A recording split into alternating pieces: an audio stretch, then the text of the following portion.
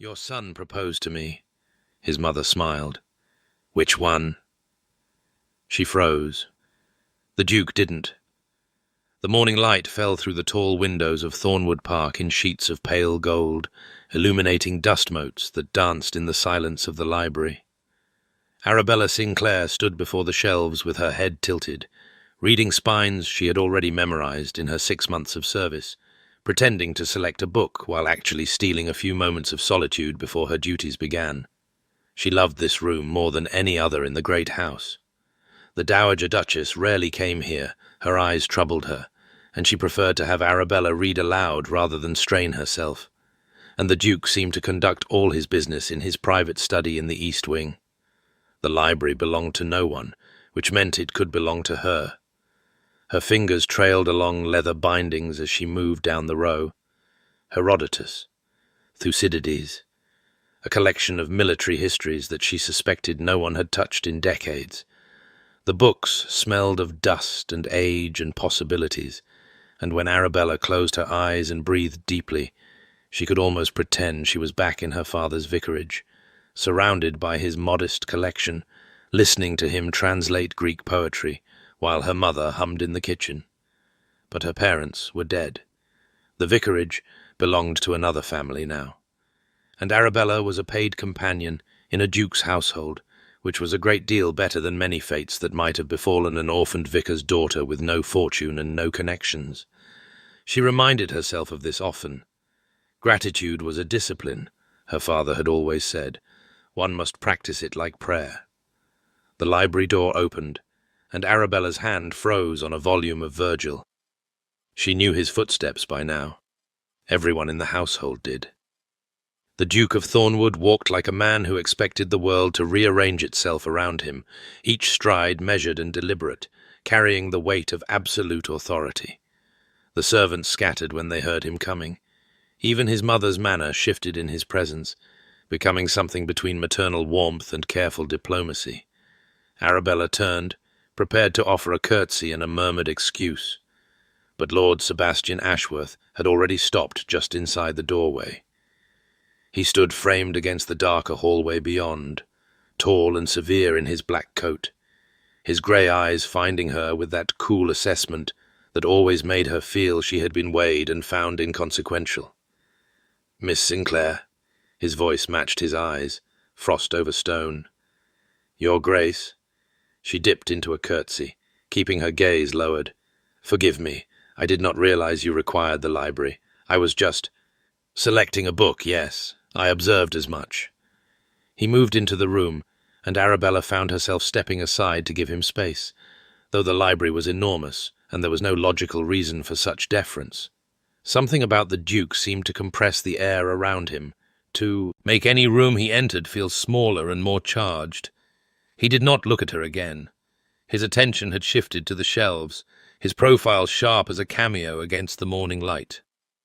Arabella had heard the servants call him handsome, debating his merits in whispered conversations they thought she could not hear, but she had never been able to see it herself. His features were too severe, his jaw too rigid, his brow too permanently furrowed. He looked like a man who had forgotten how to smile and could not be bothered to remember. The silver threads at his temples did not help. He was only 32, she had learned this from his mother, but he carried himself like a man twice that age, burdened by responsibilities he discussed with no one.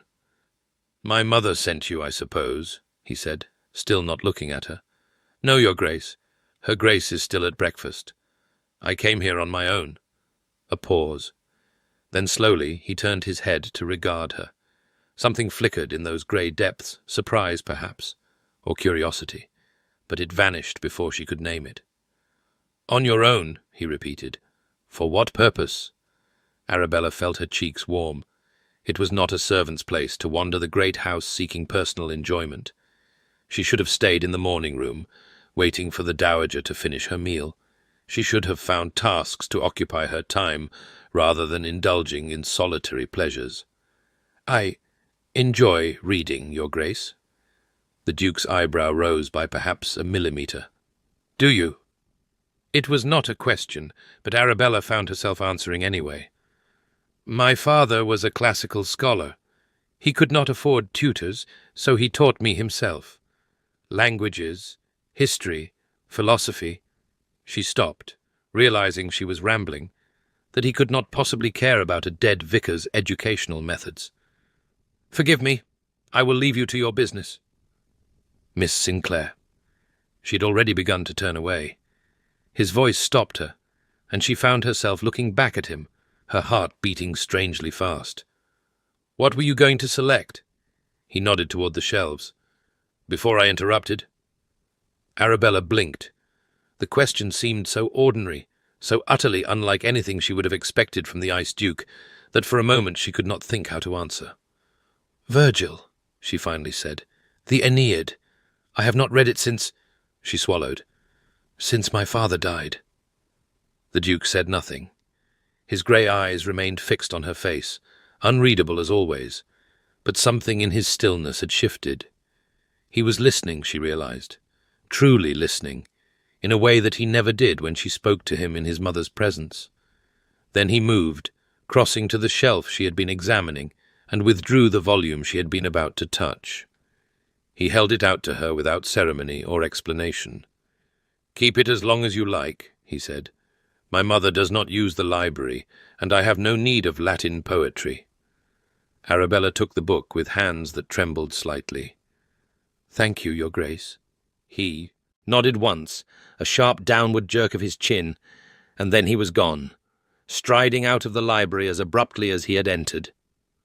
The door closed behind him with a soft click, and Arabella was left standing in the golden light, clutching the Aeneid to her chest and wondering what had just happened. The Dowager Duchess of Thornwood was a small woman with white hair and bright blue eyes that missed nothing. She had been beautiful once the portraits in the gallery showed a delicate blonde creature with roses in her cheeks and mischief in her smile, and even now, at 63, she retained an elegance that made Arabella feel perpetually clumsy by comparison. You are distracted this morning, my dear. Helena set down her embroidery and peered at Arabella over the top of her spectacles. You have read that same paragraph 3 times? Arabella looked down at the book in her lap, a novel, not the Virgil, which she was saving for her private hours, and realized the Dowager was correct. She had not absorbed a single word. Forgive me, Your Grace. I did not sleep well. It was a lie, but Helena accepted it with a gentle nod. This house does creak terribly at night. I remember when I first came here as a bride, I was convinced we had ghosts in every corridor. My husband thought it was charming. I thought I would die of fright before my wedding tour was finished. Arabella smiled despite herself. The Dowager spoke of her late husband often, always with fondness, always with an undercurrent of grief that time had softened, but never erased. Richard Ashworth, the 5th Duke of Thornwood, had died 3 years ago of an apoplexy. His death had brought his elder son home from the war, transformed him from a cavalry officer into a duke, and according to the servants, frozen something essential in his heart. What was he like? Arabella asked, setting the novel aside. The late Duke, I mean, if I may ask.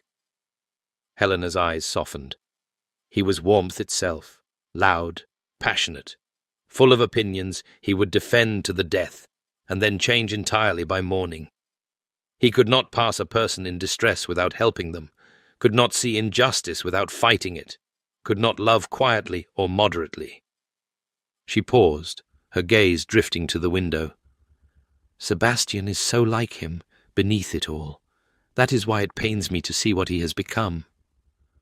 Arabella said nothing. She could not imagine the cold, remote Duke as warm or passionate about anything. He was not always this way, Helena continued, as though reading her thoughts.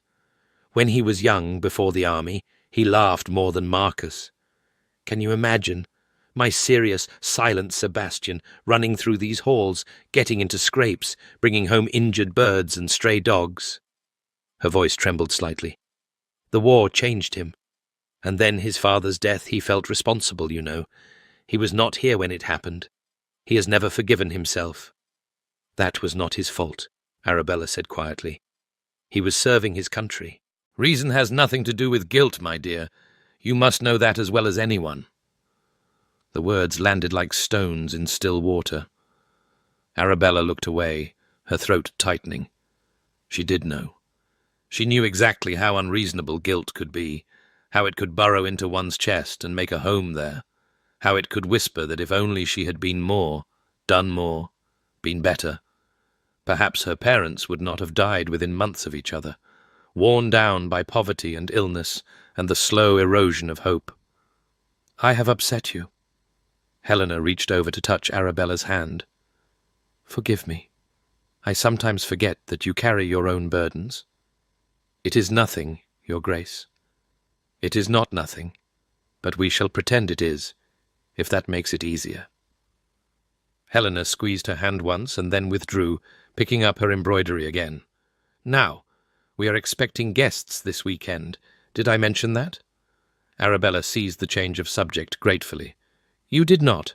What sort of guests?" "The Caldwell family. Sir Robert and his wife, their daughter Miss Caroline Caldwell. They are neighbours of ours, though they have been in London for the season."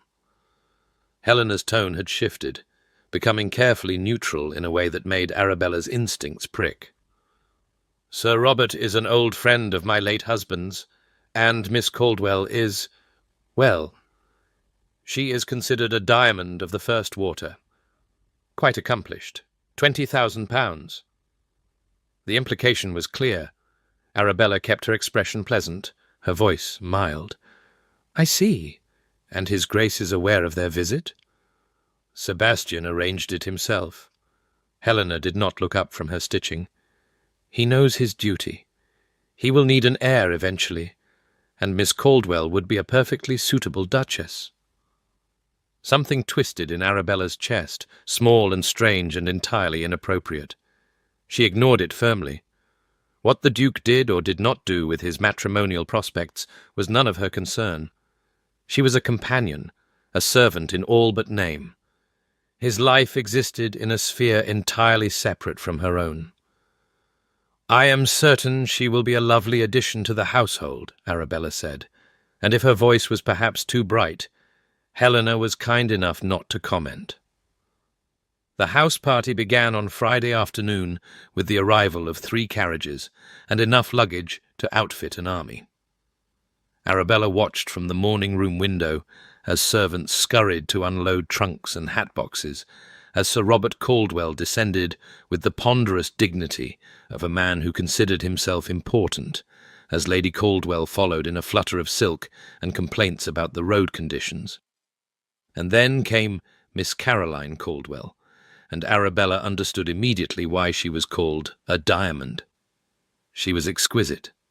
Golden hair arranged in perfect ringlets, porcelain skin unmarked by freckle or blemish, a figure that would have made a classical sculptor weep with joy.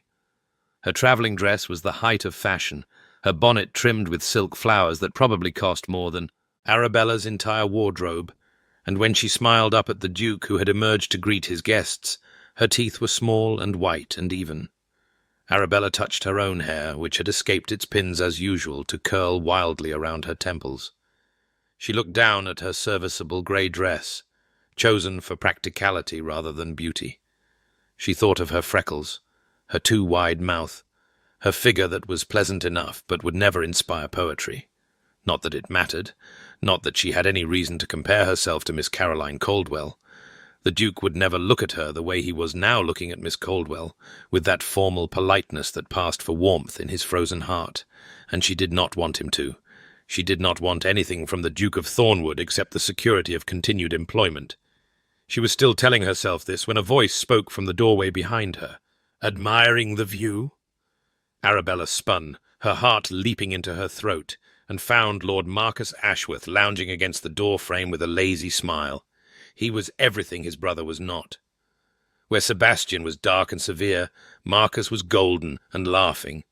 Where Sebastian dressed in stark blacks and greys, Marcus wore a coat of deep blue velvet that brought out the warmth in his hazel eyes. Where Sebastian's presence made Arabella want to shrink into invisibility, Marcus's made her feel seen, appreciated, almost pretty. He was also, as far as Arabella could tell, completely useless. "Lord Marcus?" She dropped a curtsy, feeling her cheeks flush. "I did not realize you had arrived. I came in through the servants' entrance. Avoids the fuss." He pushed off from the doorframe and ambled toward her, his movements easy and unhurried. "Sebastian does love his formal welcomes. All that bowing and scraping and pretending to be delighted when really everyone would rather be anywhere else. I am sure his Grace is genuinely pleased to see his guests." Marcus laughed, a bright, careless sound. "His Grace hasn't been genuinely pleased about anything since Father died. Possibly before that. My brother was born with a poker up his—" He caught himself, grinning at her shocked expression. "Forgive me. I forget that not everyone appreciates my frankness." "It is not my place to appreciate or disapprove of anything you say, my lord." "There you go again with the formality. Miss Sinclair, we have known each other for 6 months now. I have seen you with ink on your nose. I have heard you singing off-key in the garden when you thought no one was listening. Can we not dispense with the curtsying and the my lording and simply be friends?" Friends. The word hung between them, warm and dangerous. Arabella knew she should refuse.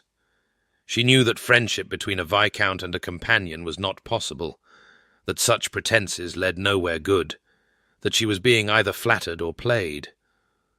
But Marcus was smiling at her with such genuine warmth, and she was so tired of being invisible. And what harm could it do, really, to have a friend in this great cold house? "I suppose," she said carefully, "that when we are alone, and only when we are alone, I might consent to be less formal." His smile widened into a grin. "Excellent. Then as your friend, Miss Sinclair, I am going to tell you a secret." He leaned closer, dropping his voice to a conspiratorial whisper. "That diamond out there, the one my brother is meant to marry. She is the most boring creature in all of England. I had supper next to her in London last season, and I nearly expired from tedium before the fish course arrived." Arabella pressed her lips together to suppress a smile. "That is unkind, my lord." "It is honest. There is a difference." He straightened, glancing out the window. "Although I suppose it does not matter. Sebastian will marry whoever is most suitable, regardless of whether he can stand her company. He will produce an heir, manage the estates, and never trouble himself with anything as inconvenient as happiness. You speak of your brother as though he were a machine. He has made himself into one, by choice." Marcus's voice had lost some of its lightness. "It was not always so. When we were boys—" He stopped, shaking his head. "But that was a long time ago. The brother I knew died somewhere in Spain, and the man who came back is a stranger wearing his face." Arabella thought of what the dowager had told her, the laughter, the warmth, the injured birds and stray dogs. She thought of the Duke handing her the Virgil with that strange intensity in his grey eyes, listening to her ramble about her father's teaching as though her words actually mattered. "Perhaps," she said quietly, "he is not as lost as you think." Marcus looked at her sharply. Something flickered across his face. Surprise, curiosity, and something else she could not name. But before he could respond, the morning-room door opened, and the dowager swept in with Miss Caldwell on her arm. "Marcus! There you are. Come and be introduced properly to Miss Caldwell. And Miss Sinclair, dear, would you fetch my shawl? The grey one. I find myself chilly." Arabella murmured an agreement and slipped away, grateful for the excuse to escape. But as she climbed the stairs toward the dowager's chambers, she found herself thinking not of Miss Caldwell's beauty or Marcus's charm, but of the Duke's grey eyes, watching her in the library, offering her a book of Latin poetry, as though it were the most natural thing in the world. She did not know what to make of it. She suspected she should not try. The house party unfolded with the mechanical precision that characterized everything the Duke touched. Breakfasts at 9, shooting for the gentlemen, walking for the ladies, luncheon at 1, tea at 4, dressing for dinner, dinner at 8, cards or music in the evening. Every hour accounted for, every activity planned, every guest shepherded through the days like cattle through a chute. Arabella, as the dowager's companion, existed on the margins of these festivities. She was not quite a servant, not quite a guest, not quite anything. She sat with Helena during the ladies' activities, but did not participate. She helped arrange flowers and fetch shawls, and read aloud when eyes grew tired, but she did not join the shooting parties or sit at the dinner table. In the evenings, she retreated to her small chamber on the upper floor, and read her Virgil by candlelight, while the sounds of laughter and music drifted up from below. It should have been lonely. Perhaps it was lonely, but Arabella had grown so accustomed to loneliness that she hardly noticed it anymore. What she did notice was Marcus. He sought her out at odd moments, appearing in corridors and gardens and the small sitting room where she took her meals. He brought her books from the library, told her scandalous stories about London society, made her laugh despite her best intentions. He had a gift for finding the absurd in everything, for puncturing pretension, for making her feel that the world was perhaps not as serious and stifling as it seemed. He also looked at her in ways that made her uncomfortable, in ways she could not quite name. "He is paying you marked attention," the dowager observed one afternoon, her needlework forgotten in her lap. "My younger son." Arabella's fingers fumbled on the book she was holding. "I am certain Lord Marcus is merely being kind, Your Grace. He knows I must often be lonely, without companions of my own station." "Perhaps." Helena's blue eyes were knowing. "But Marcus has never done anything merely out of kindness in his life. He is charming, my boy, but he is also selfish in ways that grieve me. I would not wish to see you hurt. There is no danger of that, Your Grace. I have no expectations." "Expectations and feelings are different things, my dear." Helena picked up her needlework again, her expression troubled.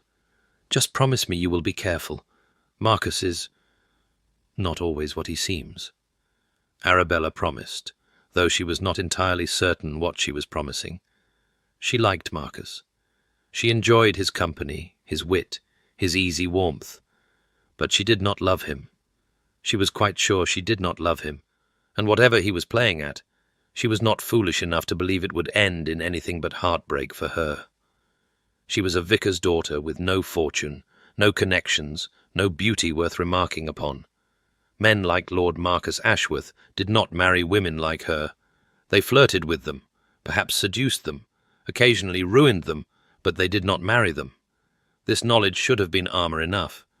But as the days passed and Marcus's attention intensified, Arabella found herself wondering what it would be like to be truly wanted, to be chosen, to be the woman a man pursued not for convenience or duty, but because he could not bear to let her go. It was a dangerous fantasy. She knew it was dangerous, and yet she could not seem to stop. Trouble came on the fourth night of the house party. There was to be dancing an informal affair, the dowager said, just the house party guests and a few neighbours who had been invited for the evening. Arabella would not be expected to participate, of course. She would sit with Helena and keep her company, perhaps help manage the refreshments, certainly not do anything so presumptuous as to take to the floor herself. But when she entered the drawing-room that evening, wearing her best grey silk still grey, still serviceable, but at least fitted and flattering, Marcus crossed directly to her side. "You look beautiful," he said, and something in his voice made the compliment feel less casual than it should. "I look presentable, my lord. There is a difference." "There is not. You are beautiful, Miss Sinclair, and I am beginning to think you do not know it." He offered his arm. "Dance with me." Arabella stared at him. "I cannot." "You can. You know the steps I have seen you practicing in the garden when you think no one is watching. You are perfectly capable of dancing. The only question is whether you will permit yourself to do so." "That is not the issue. I am a companion. I am not here as a guest. It would be inappropriate."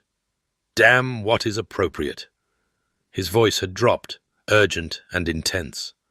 "For once in your life, Arabella, Permit yourself to want something." The use of her Christian name shocked her into silence. She stared at him, seeing for the first time the seriousness beneath his charm, the determination beneath his easy manner. He was not playing, she realized. Or if he was playing, the game had become something else entirely. "One dance," he said. "That is all I ask. One dance, and I will trouble you no more." She should have refused. She knew she should have refused. But Helena's words echoed in her mind. Expectations and feelings are different things, and for one reckless moment, Arabella wanted to feel something. Anything. Even if it was only the brief illusion of belonging. "One dance," she said, and placed her hand on his arm. The music had already begun when they reached the floor. It was a waltz, of course it was a waltz, and as Marcus's hand settled at her waist, Arabella became acutely aware of the room watching them. Lady Caldwell's eyebrows had climbed toward her hairline. Miss Caroline was whispering something to the gentleman beside her. The dowager's face had gone very still, and at the edge of the room, standing apart from the other guests like a shadow made solid, the Duke of Thornwood watched with eyes of winter grey. Arabella stumbled slightly, and Marcus's hand tightened at her waist to steady her. "Ignore them," he murmured. "They do not matter." But she could not ignore the Duke. His gaze was a physical weight, pressing against her skin, making her clumsy when she was usually graceful. She could not read his expression. She could never read his expression, but something about the way he stood there, absolutely motionless, while the world moved around him, made her feel as though she had done something terribly wrong. The dance ended. Marcus led her back to the edge of the room, but before he could speak, a hand closed on Arabella's elbow and spun her around. "Miss Sinclair!" The Duke's voice was ice. "A word." "Your Grace, Now." He did not wait for her agreement. He steered her toward the terrace doors, his grip just short of painful, and Arabella found herself being propelled into the cool night air before she could formulate an objection. The doors closed behind them, cutting off the music and the murmur of scandalized voices, and then they were alone in the darkness, the garden stretching out before them like a sea of shadows. "What do you think you are doing?" The Duke released her arm as though it had burned him. "Dancing with my brother before the entire county.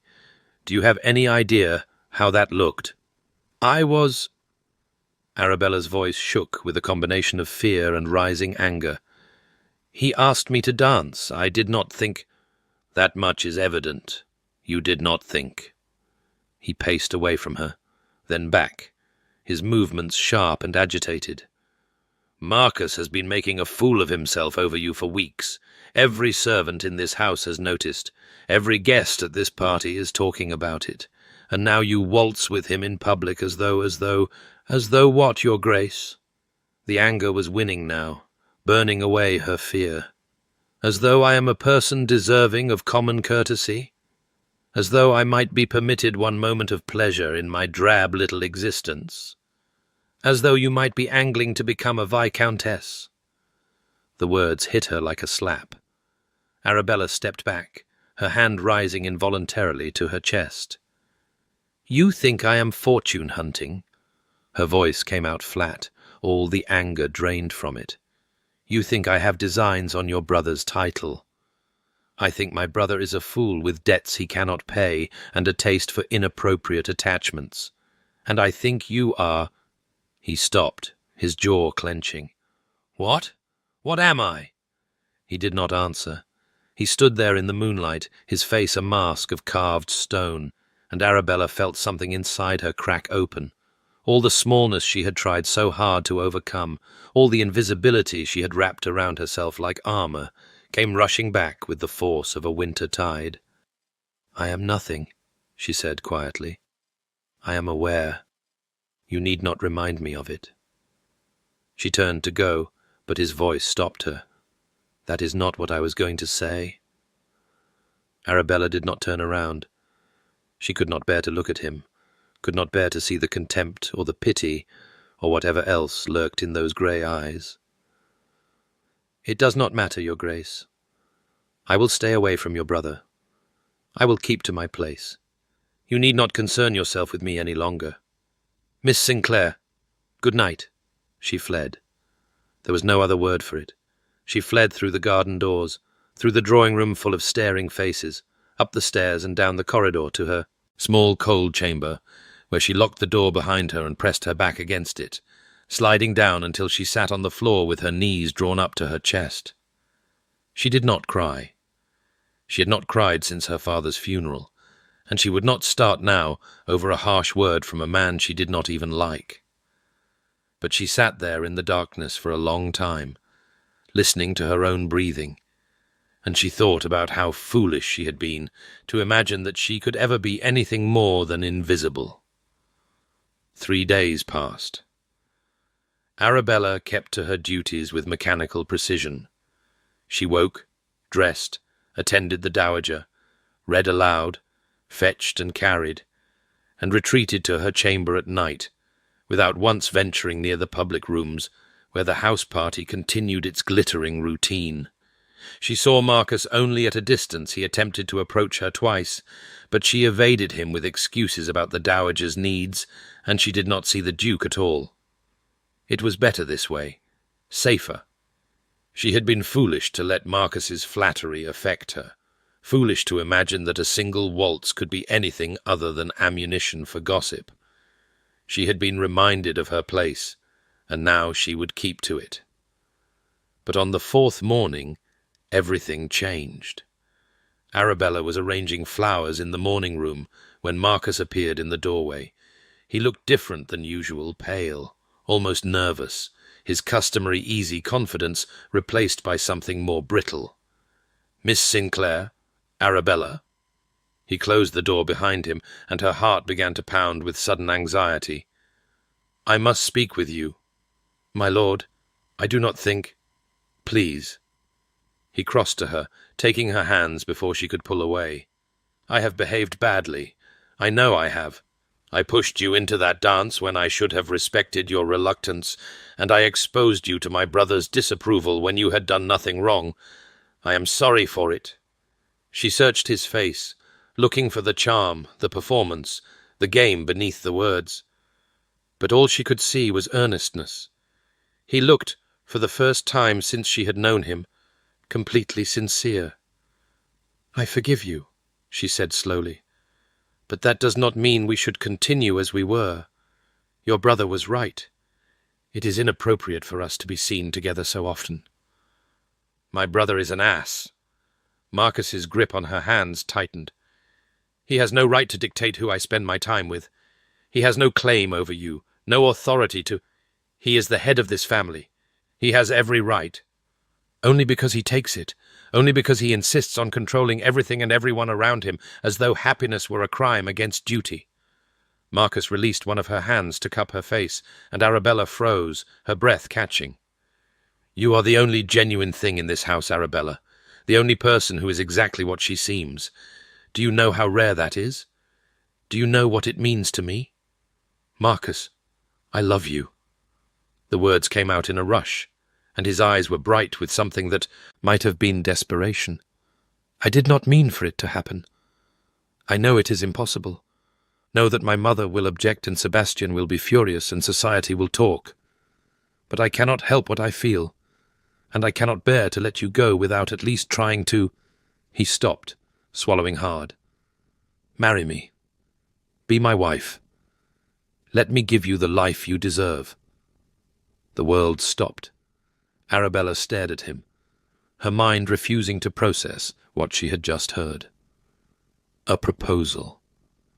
Lord Marcus Ashworth, second son of a duke, heir to nothing but a modest allowance but still a viscount, still so far above her that the distance seemed unbridgeable, was asking her to marry him.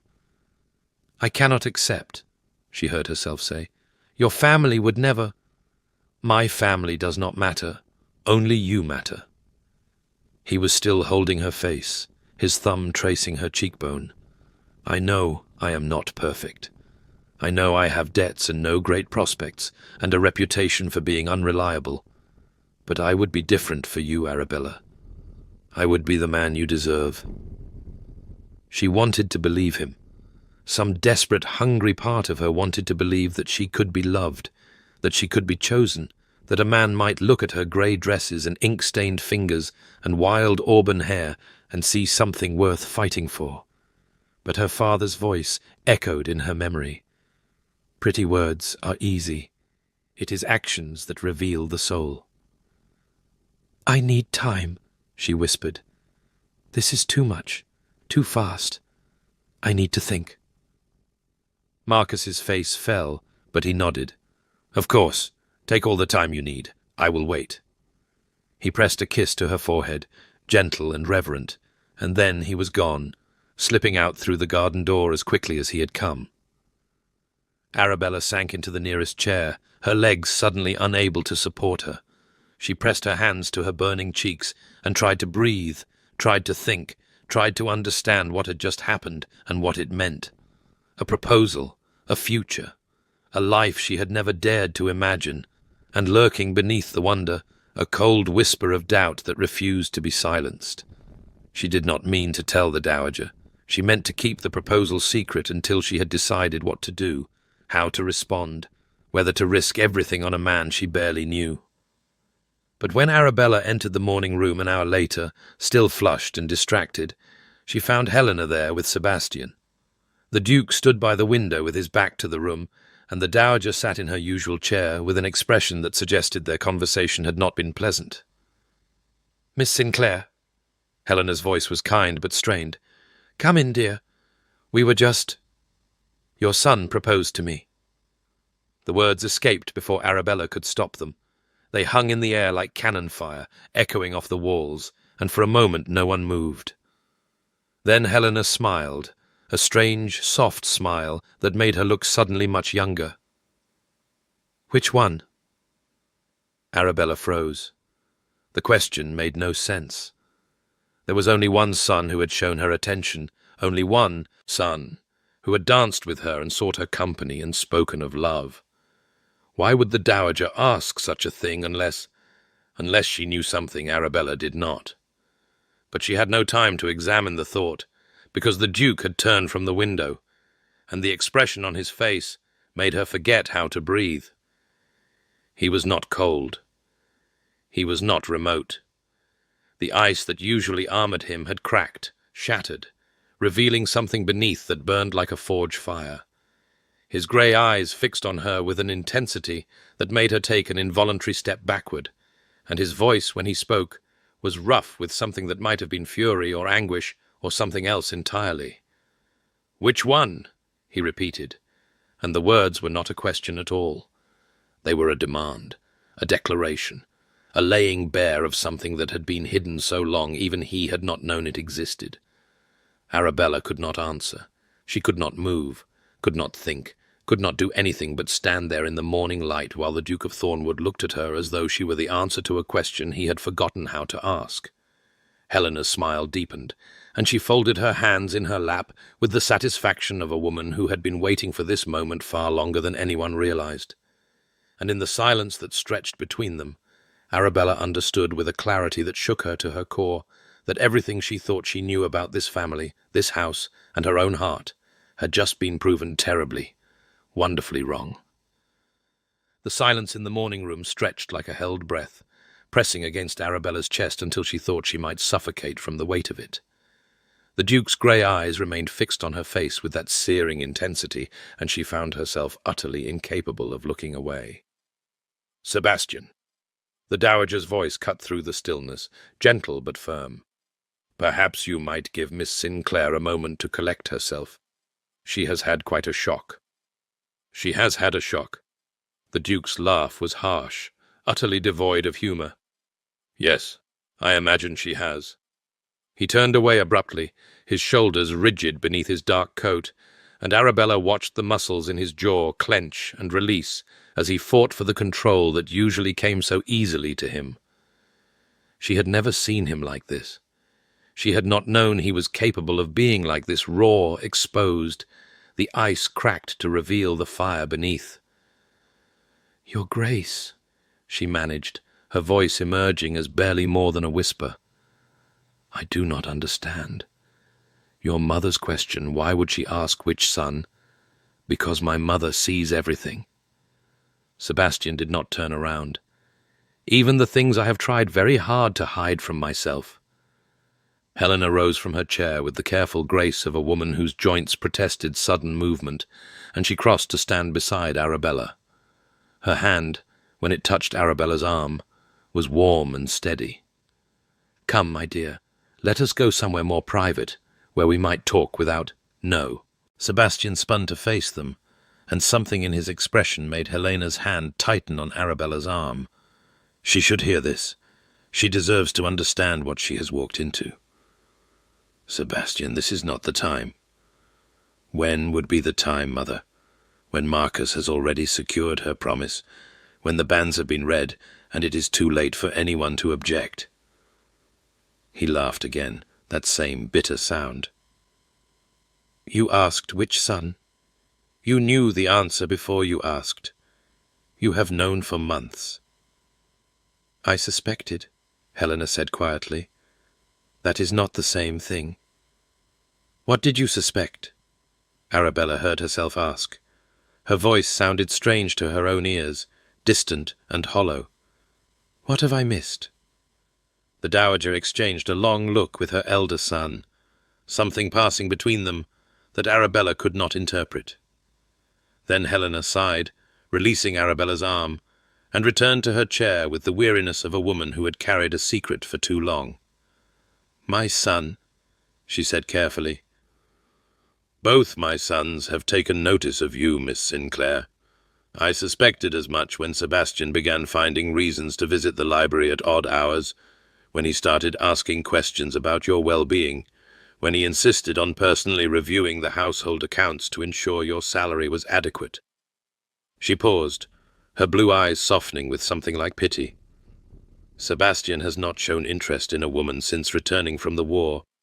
That he noticed you at all was remarkable. That he could not seem to stop noticing you was illuminating." Arabella's head was spinning. She thought of all the times she had encountered the Duke in the library, all the brief exchanges she had dismissed as mere courtesy, all the moments when she had felt his gaze on her and convinced herself she was imagining things. The Book of Virgil sat in her chamber even now, his handwriting marking a passage she had traced with her fingers, without understanding why. "That cannot be," she said faintly. "His Grace has he barely speaks to me. He made it quite clear after the dance that he found my behavior inappropriate." "Because I am a fool." Sebastian's voice was flat, drained of all the fire that had blazed in it moments before. "Because I saw my brother circling you, and I convinced myself it was protectiveness for the family name that drove my objections. Because I have spent 3 years pretending I am incapable of feeling anything, and when I finally felt something—" He stopped, his hands clenching at his sides. "I did not recognize it, or I refused to." "Sebastian." Helena's voice was gentle now, almost pleading. "You have been through so much. Your father's death, the responsibilities thrust upon you before you were ready. No one could blame you for—" "I am not looking for absolution, Mother." He turned to face Arabella fully, and she saw the devastation in his eyes, the walls crumbling even as he fought to maintain them.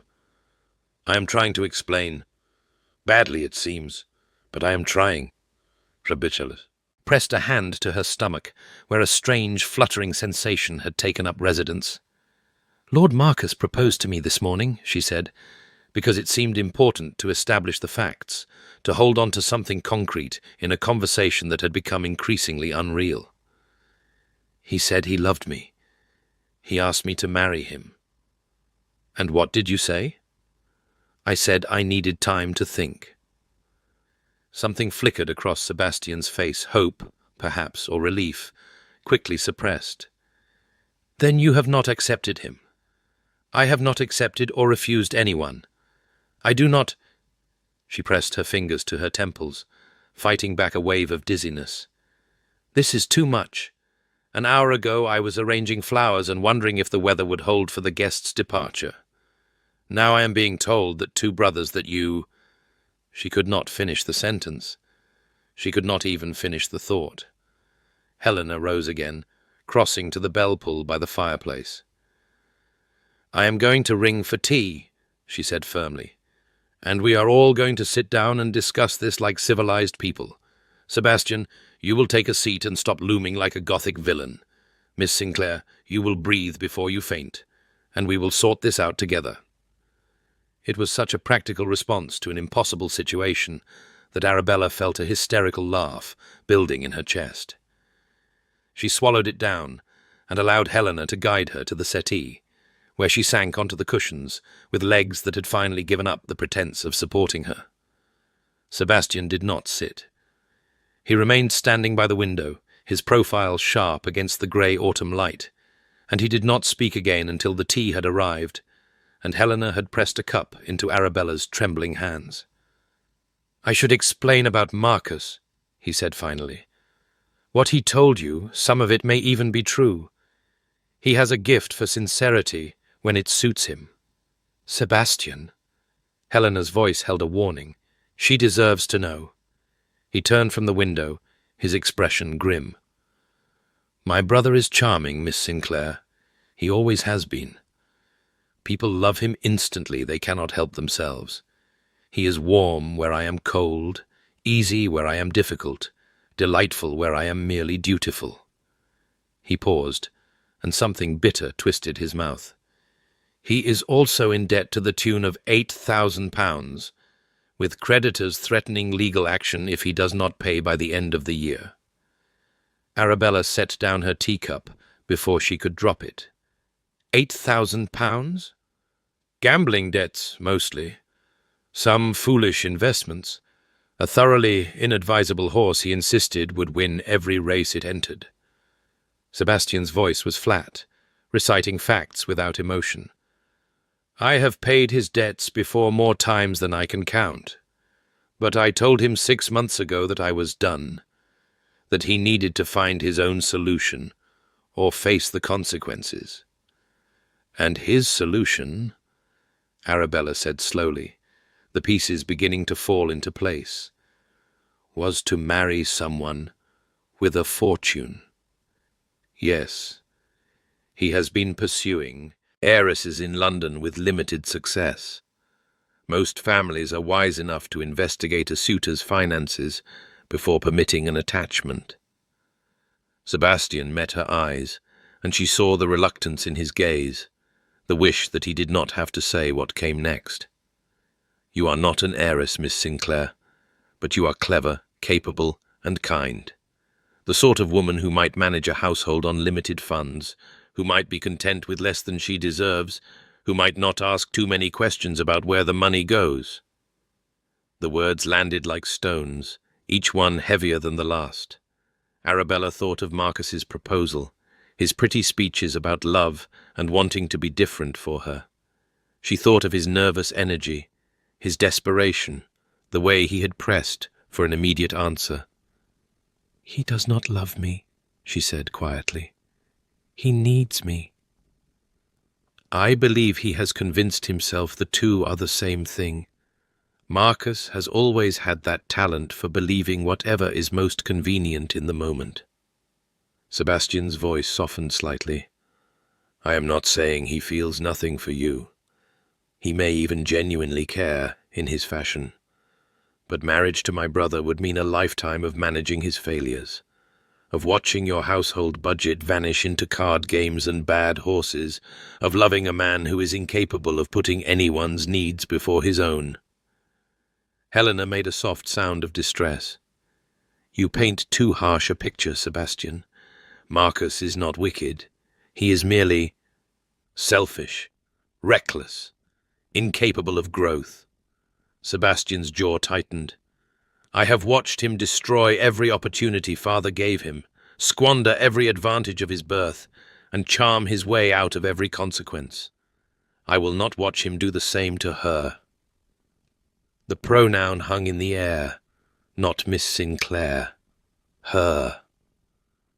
Arabella looked at the Duke, really looked at him, seeing past the severe exterior to the man beneath. She saw the exhaustion in the lines around his eyes, the tension in his shoulders that suggested he had not relaxed in years.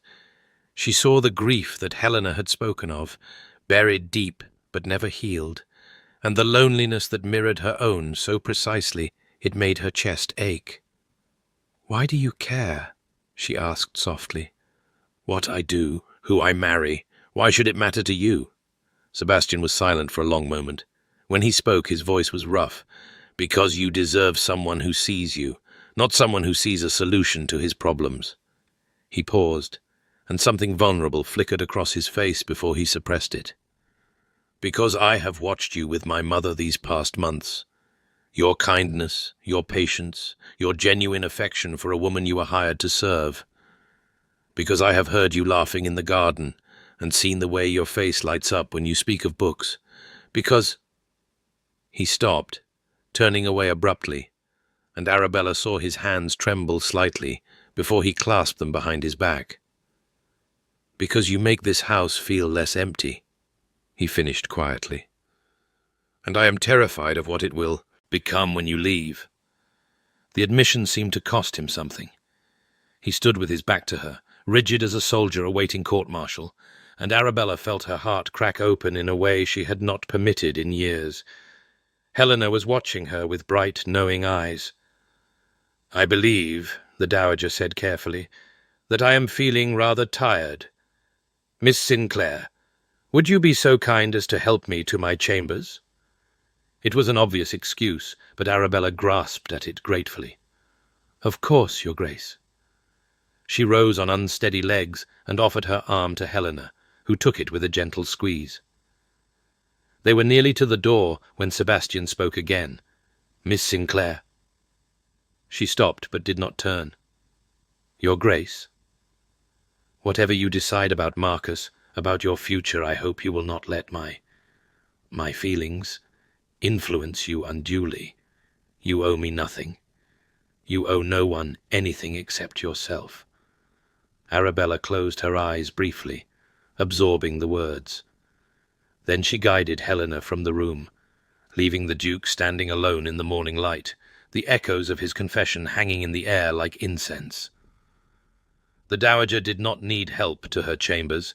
She was perfectly capable of walking unaided, as she demonstrated by releasing Arabella's arm the moment they were out of sight of the morning room, and proceeding down the corridor with brisk efficiency.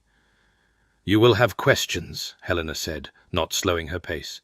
"Ask them now, while we are private." Arabella hurried to keep up. "How long have you known? About your son's feelings?"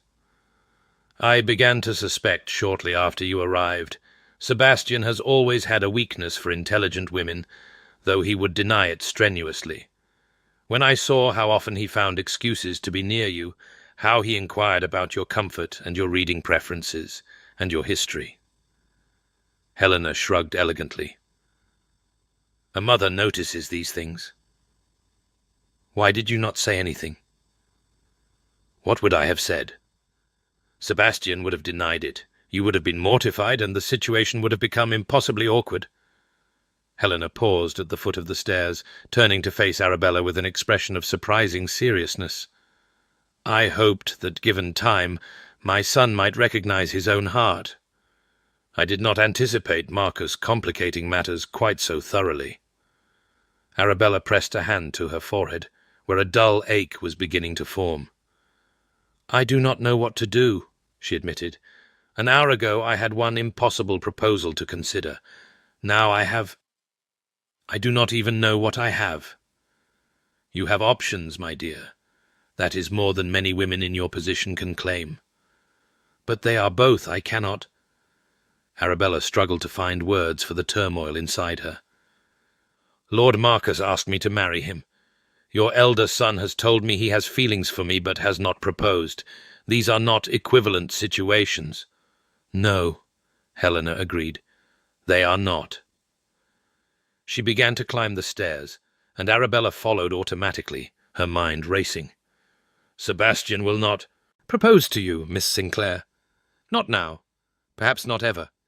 His sense of honor would not permit him to compete with his brother in such a fashion." "Then what does he expect me to do?" I believe he expects you to refuse Marcus and return to your position as my companion, where he can continue to love you from afar, without ever having to risk rejection." Helena's voice was dry. "My elder son is brilliant in many ways, but emotional intelligence has never been his strength." They had reached the landing now, and Helena stopped outside her chambers, her hand on the door. "I am going to rest, my dear. The house party ends tomorrow, and I find I am quite exhausted by all this drama. I suggest you take some time to truly think about what you want. Not what is expected of you, not what seems practical, not what anyone else needs, what you want." "I do not know if I am permitted to want things," Arabella said quietly. Helena's expression softened. "That is exactly the sort of thinking that has kept you small, my dear. You are permitted to want everything. Whether you can have it is another matter, but the wanting is your right." She reached out to touch Arabella's cheek, a maternal gesture that made tears prick unexpectedly at Arabella's eyes. "You have been invisible for so long. It is time to decide whether you wish to remain so." She disappeared into her chambers before Arabella could respond, leaving her standing alone in the corridor, with her heart in her throat and her mind in chaos. Arabella did not return to the public rooms that day. She pleaded a headache not entirely a lie, and retreated to her chamber, where she sat in the window seat and stared out at the grey November sky, while her thoughts chased each other in endless circles. Marcus's proposal, with all its pretty words and desperate edges. Sebastian's confession, halting and painful and utterly unexpected. The dowager's knowing smile, her question which one. That had cracked open a truth no one had been prepared to face. She thought about her parents, dead now for 2 years. Her father had married her mother for love, against his family's wishes, and they had been happy despite their poverty. Her mother had told her once that a good marriage required 3 things: affection, respect, and the willingness to grow together. Without all 3, even the greatest love would wither. Did Marcus offer any of these things? He claimed affection, but Sebastian's revelations had cast doubt on the sincerity of that claim. He showed respect when it suited him, but his proposal had been driven by need rather than genuine regard for her wishes, and growth Marcus, by his own brother's account, had shown no capacity for it in 30 years of life. But Sebastian. She closed her eyes, remembering the look on his face when he had spoken of how she made the house feel less empty. The tremor in his hands before he clasped them behind his back. The vulnerability he had shown in admitting something he clearly would have preferred to keep hidden forever. Sebastian offered respect that much was clear in how he spoke to her, in his insistence that she owed no one anything except herself. He offered the potential for affection, though it was buried so deep beneath ice and grief that she could not be certain it would ever thaw completely. And growth? He had admitted his own failings, acknowledged his blindness, exposed his wounds without excuse or justification. That suggested a capacity for change, at least. But he had not proposed. He had declared his feelings and then immediately stepped back, refusing to compete with his brother, refusing to put her in a position of choosing between them. It was honorable, perhaps, but it was also cowardly. And Arabella was tired of men who could not say what they meant and mean what they said. A knock at her door interrupted her thoughts. "Miss Sinclair?" One of the housemaids, sounding nervous. "Lord Marcus is asking for you. He is waiting in the small parlour." Arabella pressed her palms flat against her thighs, steadying herself. "Tell him I will be down presently." She took a moment to check her reflection in the small mirror above her washstand. Her eyes were red-rimmed, her hair escaping its pins in the usual unruly fashion, her complexion pale from the strain of the day. She looked, she thought grimly, exactly like a woman who had received 2 proposals in one morning and was utterly unequal to either of them. But she pinched colour into her cheeks, smoothed her hair as best she could, and descended the stairs to face whatever came next. Marcus was pacing when she entered the small parlour, his usual easy grace replaced by anxious energy. He spun when he heard the door, and his face lit with a hope that made Arabella's heart ache despite everything. "You came," he said, crossing to take her hands. "I was afraid you would refuse to see me." "I have not yet made any decisions, my lord." She gently extricated her hands from his grip. "I said I needed time to think, and I still do." Of course, of course." He ran his fingers through his golden hair, disordering it attractively. "I know I sprung this on you without warning. I should have done it properly, courtship, flowers, all of that, but I was afraid if I waited, something would happen to prevent it." "Something like what?" He hesitated, and in that hesitation Arabella saw a flicker of something that might have been guilt. "Nothing specific. Just you are wonderful, Arabella, and I knew I could not be the only one who had noticed. I wanted to secure your affection before anyone else had the chance." "Anyone else?" she repeated slowly. "Do you mean your brother?" Marcus went very still.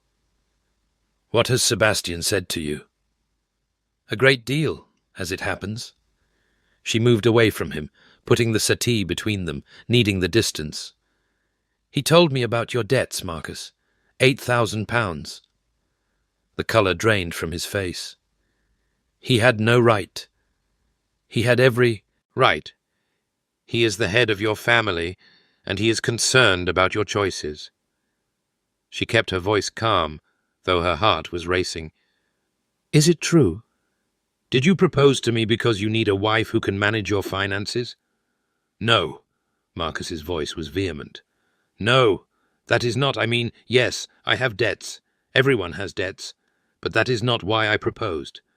I proposed because I care about you, because you are unlike any woman I have ever met, because I am practical and unlikely to ask too many questions about where the money goes."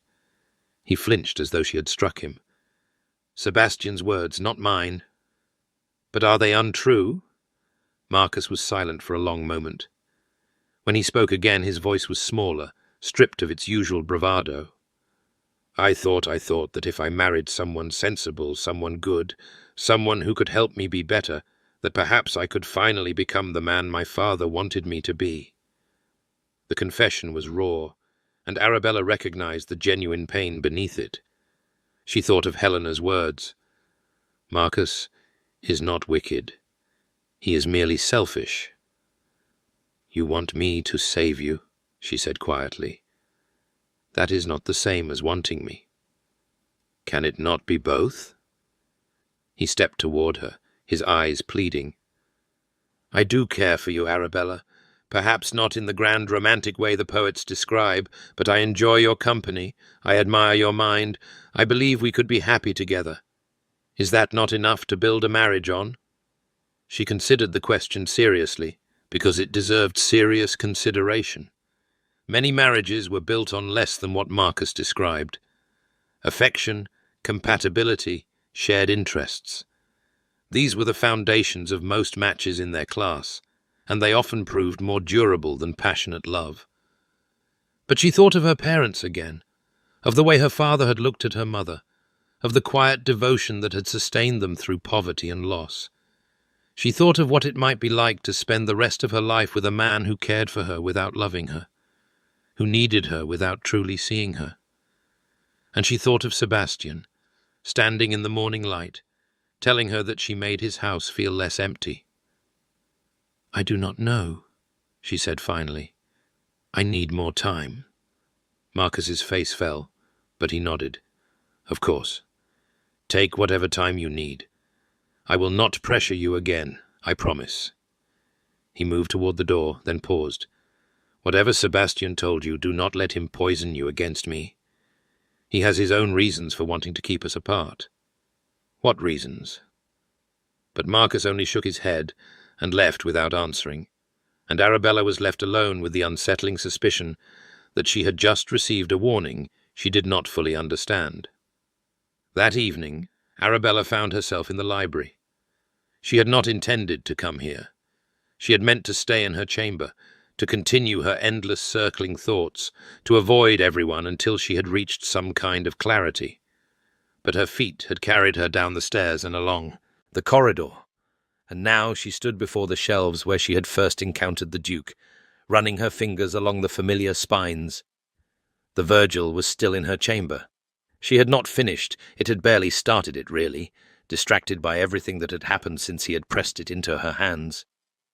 But she remembered the intensity in his grey eyes when he had given it to her, the way he had listened to her ramble about her father's teaching. He had been seeing her even then, she realized. She had simply been too blind to notice. "Miss Sinclair." She spun, her heart leaping into her throat, and found Sebastian standing in the doorway much as he had that first morning. But everything was different now. The careful distance he had maintained for months had been stripped away, and she could see the vulnerability beneath his severity, the loneliness that mirrored her own. "Your Grace," her voice came out breathless. "I did not expect—" "I know." He entered the room slowly, as though approaching a wild animal that might bolt. "I came to apologize. For this morning. For everything I said. I should not have burdened you with my feelings when you were already overwhelmed. It was selfish of me." "It was not selfish. It was honest." She turned to face him fully. "I have had little enough honesty in my life. I would not wish you to apologize for it." Something flickered in his eyes, surprise, perhaps, or gratitude. He stopped a few feet away from her, close enough that she could see the dark circles beneath his eyes, the tension in his jaw. "My mother said I made things worse," he admitted, "that I should have kept my silence and let you make your decision about Marcus, without the complication of—" He gestured vaguely at himself. "This." "Your mother is wise, but she is not always right." Arabella took a breath, steadying herself. "I would rather know the truth, even when it is complicated, especially when it is complicated." "And what will you do with the truth, Miss Sinclair?" It was the question she had been asking herself all day. She still did not have an answer, not a complete one, but standing here in the library with him, she found that some things were becoming clearer. "I'm not going to marry Marcus," she said quietly. Sebastian went very still. "You are not?" "No. He does not love me, not truly, and I do not love him. A marriage without love might survive, but it would not be the kind of life I want." She paused, watching his face. "You were right about him, about his motivations, his debts, his inability to put anyone's needs before his own. I should be angry with you for telling me, but I find I'm only grateful. Arabella." Her name on his lips was almost a prayer. "I did not tell you to turn you against him. I told you because I deserved to know. You said so yourself." She took a step closer, and she saw his breath catch. "You also said that I owed no one anything except myself. Did you mean that?" "Every word." "Then tell me what you want. Not what you think you should want, not what is proper or honorable or expected. What do you actually want?" The question hung between them, heavy with implication. Sebastian's grey eyes searched her face, and she saw the moment when his defences finally, completely crumbled. "You," he said hoarsely. "I want you. I want to hear you laugh every morning and watch you frown over your books every evening. I want to argue with you about philosophy and listen to you read aloud in that voice that makes every word sound like music. I want to know you, truly know you, in ways I have never wanted to know anyone." He swallowed hard. "And I am terrified, because I do not know how to do any of this. I have forgotten how to feel, how to want, how to love.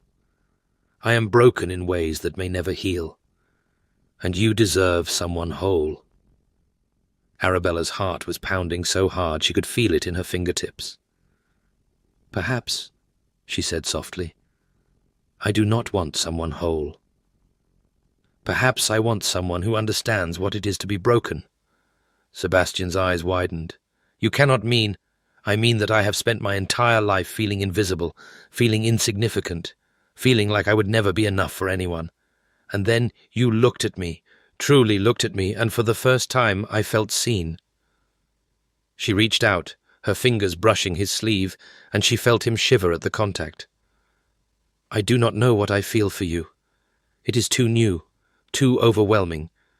But I know that I want the chance to find out, if you are willing to let me." For a long moment, he did not speak. Then, slowly, he raised his hand to cover hers, where it rested on his arm. "I am willing," he said. "Though I warn you, I am not easy to know. I have built walls for so long that I am not certain I remember what lies behind them. Then we will discover it together." The words were a promise, and when Sebastian's fingers tightened around hers, she felt something settle in her chest, something that felt, improbably, like hope. The next 2 weeks were a revelation. The house party ended, the guests departed, and Thornwood Park settled into its winter quiet. But beneath the surface, everything had changed. Sebastian no longer avoided Arabella. Instead, he sought her out in the library, in the morning room, in the gardens where she walked despite the cold. They talked for hours about everything and nothing: books, philosophy, politics, their childhoods, their dreams, their fears.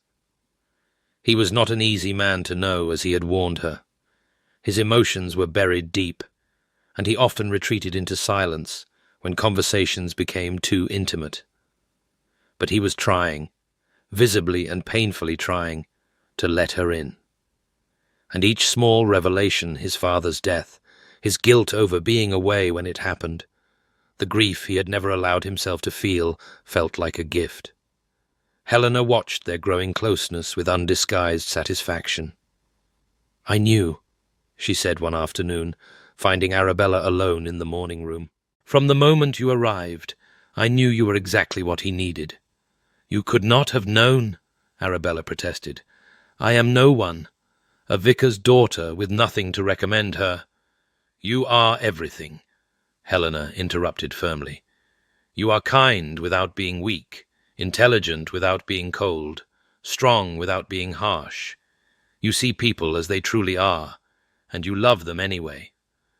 My son has never had that in his life, not since his father died." She reached over to squeeze Arabella's hand.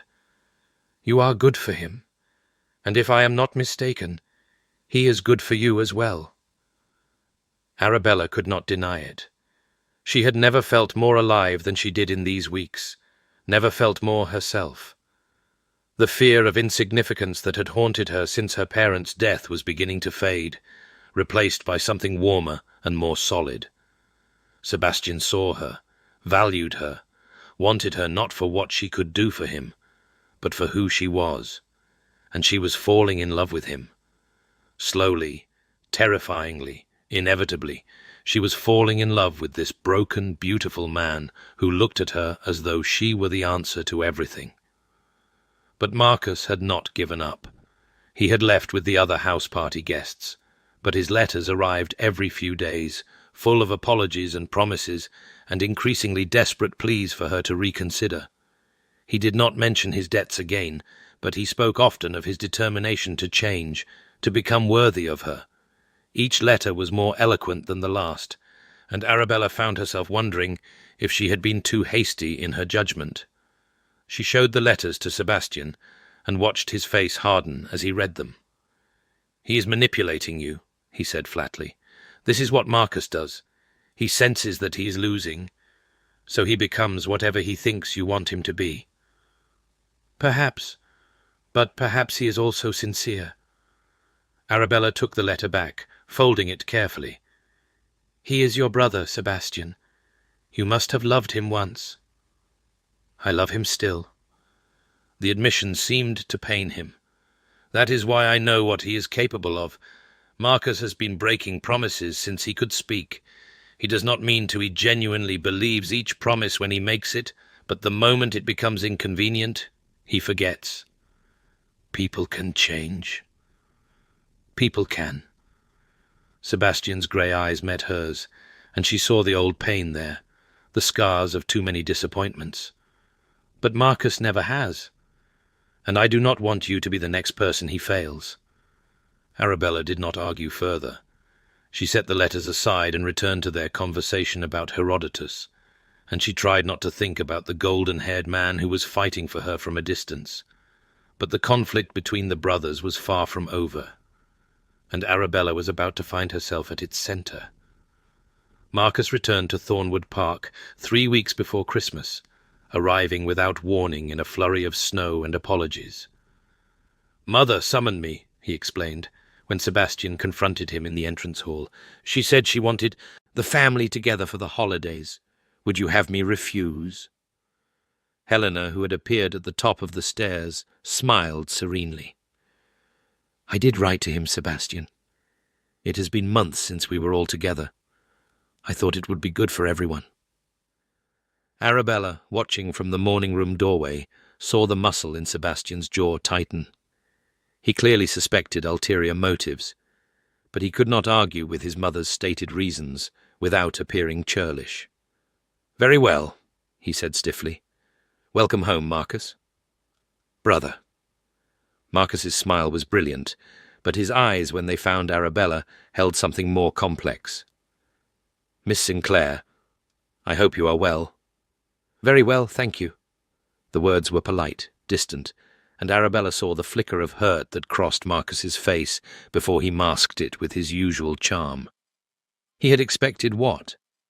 That his letters had softened her? That his absence had made her heart grow fonder? She had made no promises to Sebastian. They were not engaged, had not even discussed the possibility of engagement. Their relationship remained ambiguous, undefined, a courtship in everything but name. And yet when she looked at Marcus now, she felt nothing but a mild affection, the sort one might feel for a distant cousin or a childhood friend. It was Sebastian who made her heart race, Sebastian whose presence filled the room, Sebastian whom she longed to be near every hour of every day. But Marcus was not content to accept defeat gracefully. "We need to talk." He found her in the garden 2 days later, walking the frost-covered paths that she had come to love despite the cold. She had been thinking of Sebastian. They had argued that morning, a sharp exchange about something trivial that had left them both frustrated, and she was not prepared for Marcus's sudden appearance at her side. "My lord, I do not think—" "Please." He fell into step beside her, his hands shoved deep in his pockets against the cold. "I know you have made your feelings clear. I know you have chosen my brother. But I need you to understand. I have not chosen anyone." The words came out sharper than she intended. "Sebastian and I are not engaged. We are not even—" She stopped, unsure how to describe what they were. Marcus's eyes brightened. "Then there is still hope. That is not what I meant. But it is what you said." He reached for her hand, and she let him take it, too surprised to pull away. "Arabella, I have spent the last month thinking of nothing but you. I have examined my life, my choices, my failures, and I have realized that you were right. I was selfish, thoughtless, using you to solve problems I should have solved myself. Marcus, let me finish." His grip on her hand tightened. "I have paid my debts, not all of them, but the most pressing ones.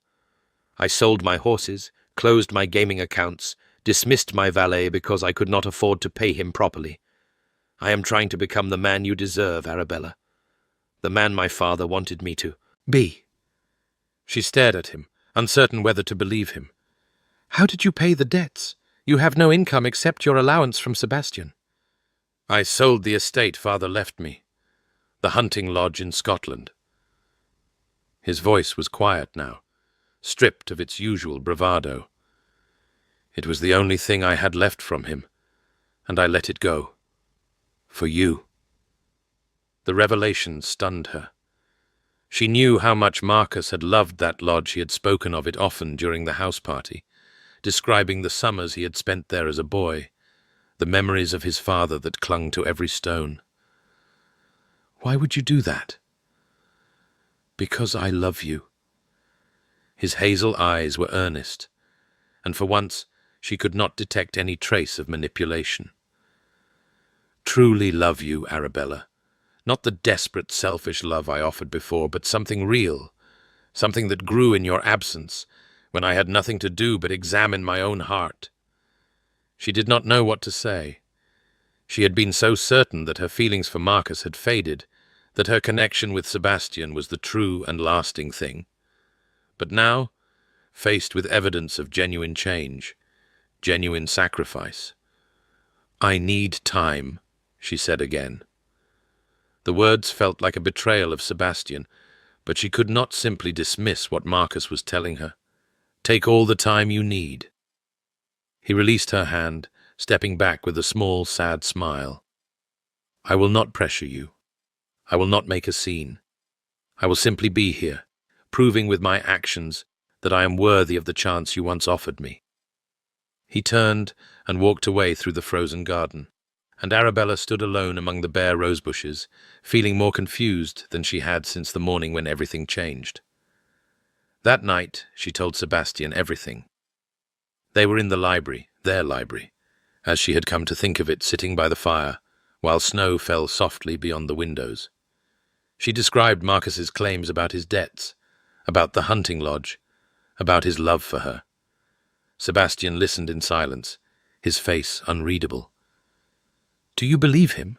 he asked when she finished. "I do not know. He seemed sincere, but he has seemed sincere before." She twisted her hands in her lap. "I wanted you to know, because I did not want secrets between us. But I also wanted—" She stopped, uncertain how to continue. "You wanted me to tell you what to do." "No." She met his eyes. "I wanted you to tell me what you feel, what you want. Because you have never—" Her voice cracked slightly. "You have never asked me to choose you, Sebastian. You have told me that you care for me, that you want me, but you have never asked for anything, and I cannot read your mind." Sebastian was silent for a long moment. The fire crackled between them, casting shadows across his severe features. "I did not ask," he said finally, "because I did not want to compete with my brother, because I thought that if you truly wanted me, you would come to that conclusion on your own, without pressure or persuasion from me. And if I needed persuasion, if I needed to know that you were willing to fight for me—" His grey eyes flickered with something that might have been pain. "I have spent 3 years avoiding fights, Arabella, avoiding feeling anything strongly enough to be worth fighting for. It is easier to step back, to let things happen, to tell myself that detachment is wisdom rather than cowardice." "But is that what you want?" She leaned forward, urgent now. "Is that the life you want to live? Because if it is, then perhaps Marcus is right. Perhaps you do not care enough to—" "I care." The words were fierce, sudden, cutting her off mid-sentence. "I care more than I have ever cared about anything. You have awakened something in me that I thought was dead, and the thought of losing you, the thought of watching you choose Marcus—" He stopped, his hands gripping the arms of his chair so tightly his knuckles went white. "Then fight," Arabella said softly. "Show me. Prove to me that this is more than a comfortable arrangement, more than 2 lonely people finding solace in each other's company. Give me a reason to choose you." Sebastian stared at her, and she watched the war play out across his face. The fear, the desire, the desperate hope he had tried so hard to suppress. And then, slowly, he rose from his chair. He crossed the space between them in 3 strides. He pulled her to her feet, his hands gentle but insistent on her arms. And then, before she could speak, before she could think, he kissed her. It was not a gentle kiss. It was fierce and desperate, full of all the emotion he had kept locked away for so long. His hands cupped her face, and she felt the tremor in his fingers, the vulnerability he was finally allowing her to see. When he pulled back, they were both breathing hard. "That is my answer," he said roughly. "That is what I feel. I have spent my whole life being careful, being controlled, being exactly what everyone expected me to be. But you make me want to be reckless. You make me want to burn down every wall I have ever built and see what is left." Arabella's heart was pounding so hard she could barely hear her own thoughts. "Sebastian, I love you." The words seemed to surprise him as much as her. "I did not know I was capable of it anymore, but I love you. And I am terrified, because loving people has only ever brought me pain. But I would rather feel this terror with you than feel nothing at all without you." She kissed him then, rising on her toes to press her lips to his, pouring everything she felt into the gesture, the hope, the fear, the overwhelming rightness of being in his arms. When they finally broke apart, she was laughing and crying at the same time. "I love you too," she whispered. "I think I have loved you since you gave me that book of Virgil. I just did not know what to call it." Sebastian's face softened into something that might impossibly have been a smile. "Then you will not marry Marcus?" "I was never going to marry Marcus. I just needed." She touched his face, marveling at the warmth beneath the ice. "I needed to know that you wanted this as much as I did. That I was not just convenient, or comfortable, or— you are none of those things." He pulled her close, and she felt his heart beating against her own. "You are the most inconvenient, uncomfortable, disruptive person I have ever met, and I would not have it any other way." They stood there in the firelight, holding each other, while the snow fell beyond the windows and the world outside ceased to matter. But the world, as it always does, eventually intruded. The Christmas Eve ball was Helena's idea, a celebration, she said, to mark the season and bring the neighborhood together. But Arabella suspected the dowager had other motives. She had watched her elder son transform over the past weeks, the ice thawing, the smiles coming more easily. She wanted to display this miracle to the world. And so Thornwood Park was transformed. Greenery festooned every banister, candles blazed in every window, and the ballroom, opened for the first time in years, glittered with crystal and gold. The finest families in the county were invited, along with friends from London who made the journey despite the weather. Arabella had a new dress for the occasion, a gift from Helena that she had tried to refuse and been overruled. It was green silk, the color of summer leaves, and when she looked at herself in the mirror, she barely recognized the woman staring back at her. She looked, she thought with wonder, almost beautiful. Sebastian was waiting for her at the foot of the stairs. He wore black, as always, but there was nothing cold about him tonight. His grey eyes warmed as he watched her descend, and when she reached him, he took her hand and pressed a kiss to her gloved fingers. "You are magnificent," he said quietly. "I am the most fortunate man in England."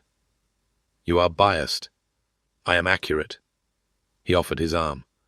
"Shall we scandalize the neighborhood together?" They entered the ballroom side by side, and Arabella felt the weight of 100 curious stares.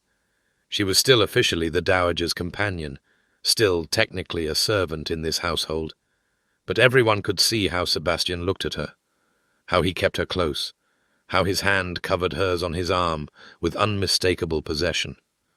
The whispers began immediately. She did her best to ignore them. "They will talk," Sebastian murmured as they took their place for the first dance. "Let them." He smiled a real smile, one that transformed his severe face into something breathtaking. And then the music began, and they were moving together through the steps of the waltz. It was nothing like dancing with Marcus. There was no desperation here, no confusion, no sense of wrong. Sebastian led with quiet confidence, his hand warm at her waist, his eyes never leaving her face. And Arabella felt, for the first time in her life, exactly where she was meant to be. They danced 3 sets together, which was scandalous. They shared supper, which was expected. And then, as the clock struck 11, Sebastian led her onto the terrace where they had argued so many weeks ago. "I have something for you," he said, reaching into his coat. "Sebastian, you did not need to," I wanted to. He pressed a small box into her hands. Open it. Inside was a ring, not a grand, ostentatious thing, but something delicate and beautiful. A ruby set in gold filigree, the stone dark as wine in the lamplight. It was my grandmother's, Sebastian said quietly. She gave it to my mother, and my mother gave it to me. She said... He stopped, swallowing hard. She said I would know when I had found someone worthy of it. Arabella's eyes were filling with tears. Sebastian, I am not asking you to marry me. Not yet. Not until you are ready. Until you are certain. He took her hand, sliding the ring onto her finger. But I am asking you to consider it. To think about a future where we face whatever comes together. As partners. As equals. Is that a proposal? It is a promise. He cupped her face in his hands, and she saw the depth of emotion in his grey eyes, the love, the hope, the fear of loss that he was finally allowing himself to feel. A promise that I will wait, that I will prove myself worthy of you, that I will spend every day becoming the man you deserve. She kissed him then, there on the terrace where everything had once seemed so impossible. And when she pulled back, she was smiling through her tears. I do not need you to prove anything, she said. I already know who you are, and I love you, all of you, even the broken parts. Then I will think about it. She laughed at his expression. But I will think about it with this ring on my finger, which should tell you something about which direction my thoughts are likely to go. Sebastian laughed, actually laughed, a sound she had rarely heard from him, and pulled her into his arms. They were still standing there, wrapped in each other, when Marcus appeared in the terrace doorway. So, he said quietly, it is decided then. Arabella stepped back from Sebastian's embrace, guilt and sympathy warring in her chest. Marcus, you do not need to explain. His voice was calm, though his eyes were bright with something that might have been unshed tears. I saw the way you looked at each other when you danced. I knew then that I had lost. You did not lose. Sebastian's voice was surprisingly gentle. There was never a competition. Not really. Was there not? Marcus's smile was sad. I think there was, brother. I think there has been since the moment she arrived in this house. He looked at Arabella, and she saw the remnants of his love in his gaze, real love, however imperfect, however late to mature. I hope you will be happy, Miss Sinclair, truly. You deserve nothing less. He turned to go, and Arabella called after him. Marcus? He stopped, looking back over his shoulder. The lodge, she said. Did you truly sell it? A pause, then quietly. Yes. I needed to prove to myself that I could let go of something I loved, that I was capable of sacrifice. He shrugged, a shadow of his old careless manner. It did not win me what I wanted, but perhaps it taught me something nonetheless. He disappeared into the ballroom, and Sebastian's arm tightened around Arabella's waist. He will be all right, he said, though there was uncertainty in his voice. In time? Will he? I do not know. Sebastian turned her to face him. But I know that we cannot sacrifice our happiness for his comfort. That is not how love works. I know. She rested her head against his chest, listening to the steady beat of his heart. I just wish... I know. He pressed a kiss to her hair. I know. They stood there in the cold December air, watching their breath fog between them, feeling the weight of what they had gained and what Marcus had lost. And when the clock struck midnight, when Christmas Day began, Sebastian tilted her face up and kissed her with all the tenderness and hope that their new future deserved. Behind them, through the ballroom windows, she could see Helena watching them with a smile of quiet triumph. The dowager raised her glass in a toast, and Arabella smiled back, feeling the ruby ring warm against her finger. It was not a proposal. Not yet. But it was a promise. And for now, that was enough. The morning after the Christmas Eve ball, Arabella woke to find the world transformed. Snow had fallen heavily during the night, blanketing Thornwood Park in crystalline white, muffling all sound until the great house seemed suspended in a dream. She lay in her narrow bed, watching the pale light filter through the frost-painted windows, and she touched the ruby ring on her finger to assure herself that the previous night had been real. It had been real. Sebastian loved her. He had given her his grandmother's ring and promised her a future.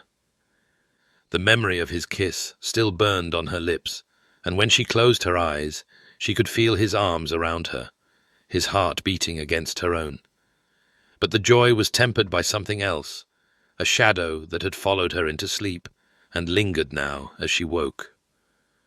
Marcus's face in the terrace doorway, the brightness in his eyes that might have been tears, the quiet dignity of his concession, so unlike the careless man she had thought she knew. She had not loved him. She was certain of that now, as certain as she had ever been of anything. But she had cared for him, and seeing him hurt had awakened something uncomfortable in her chest, a guilt that she knew was irrational, but could not quite dismiss. A knock at her door interrupted her thoughts. "Miss Sinclair?"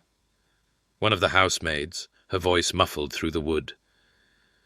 "Her Grace requests your presence in the morning room at your earliest convenience." Arabella rose and dressed quickly, choosing her serviceable grey dress rather than last night's green silk. Whatever magic the ball had woven, she was still a companion in this household, still dependent on the dowager's goodwill for her position and her future. She would not presume to dress above her station simply because the Duke's son had kissed her on a terrace. The morning room was warm when she arrived, a fire blazing in the hearth and candles lit against the grey winter light. Helena sat in her usual chair, but she was not alone. Sebastian stood by the window, his dark figure stark against the white landscape beyond, and when Arabella entered, he turned to look at her with an expression that made her heart leap.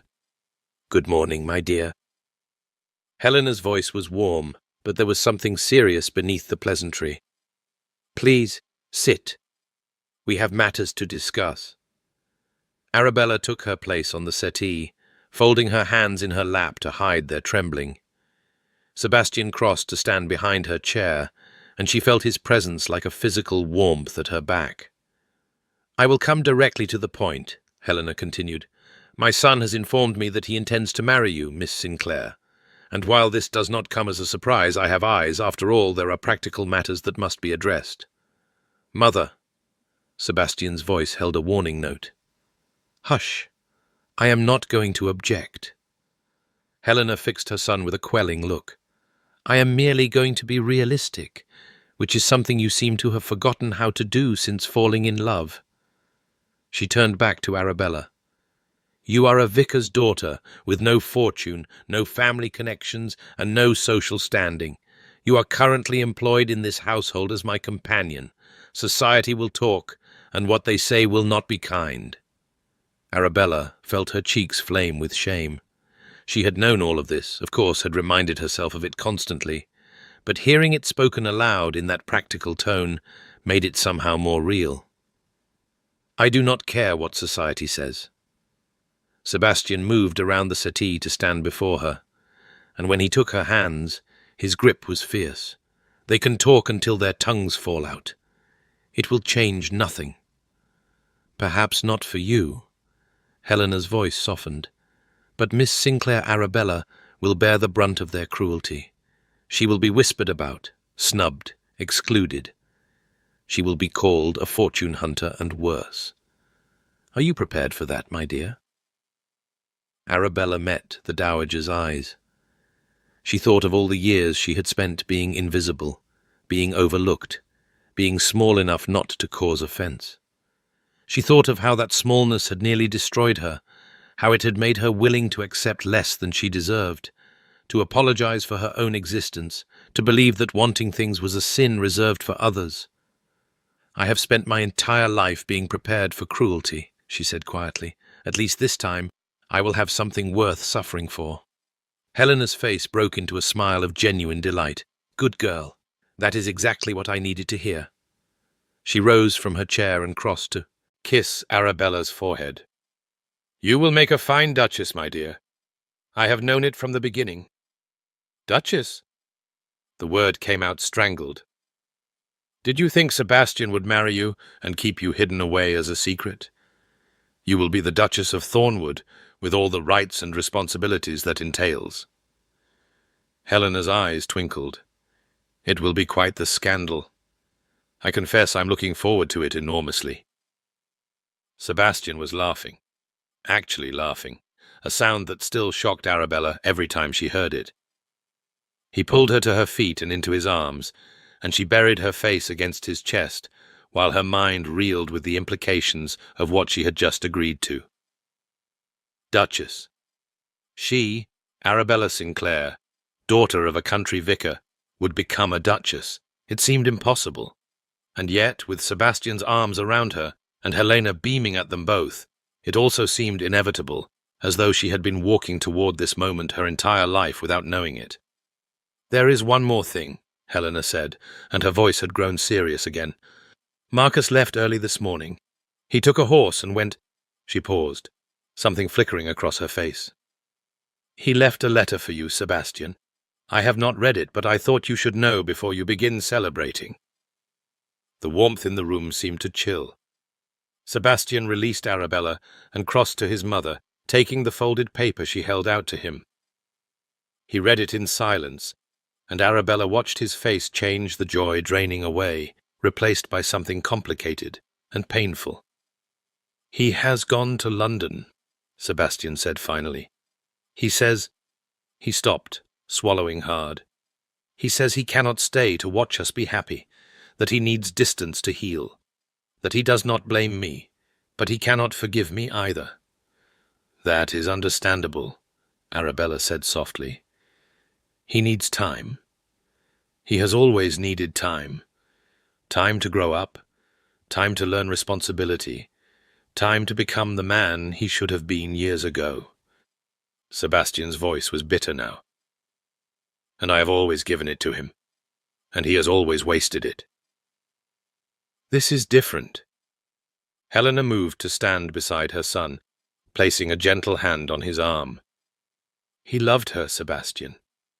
Perhaps not wisely, perhaps not well, but he loved her. That is not something one recovers from easily."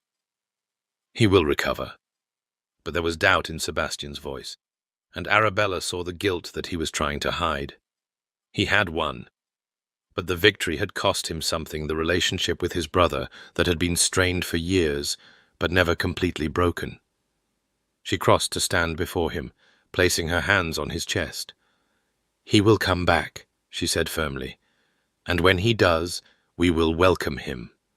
We will show him that there is room for him in our lives, in our family. He is not lost, Sebastian. He is simply hurt."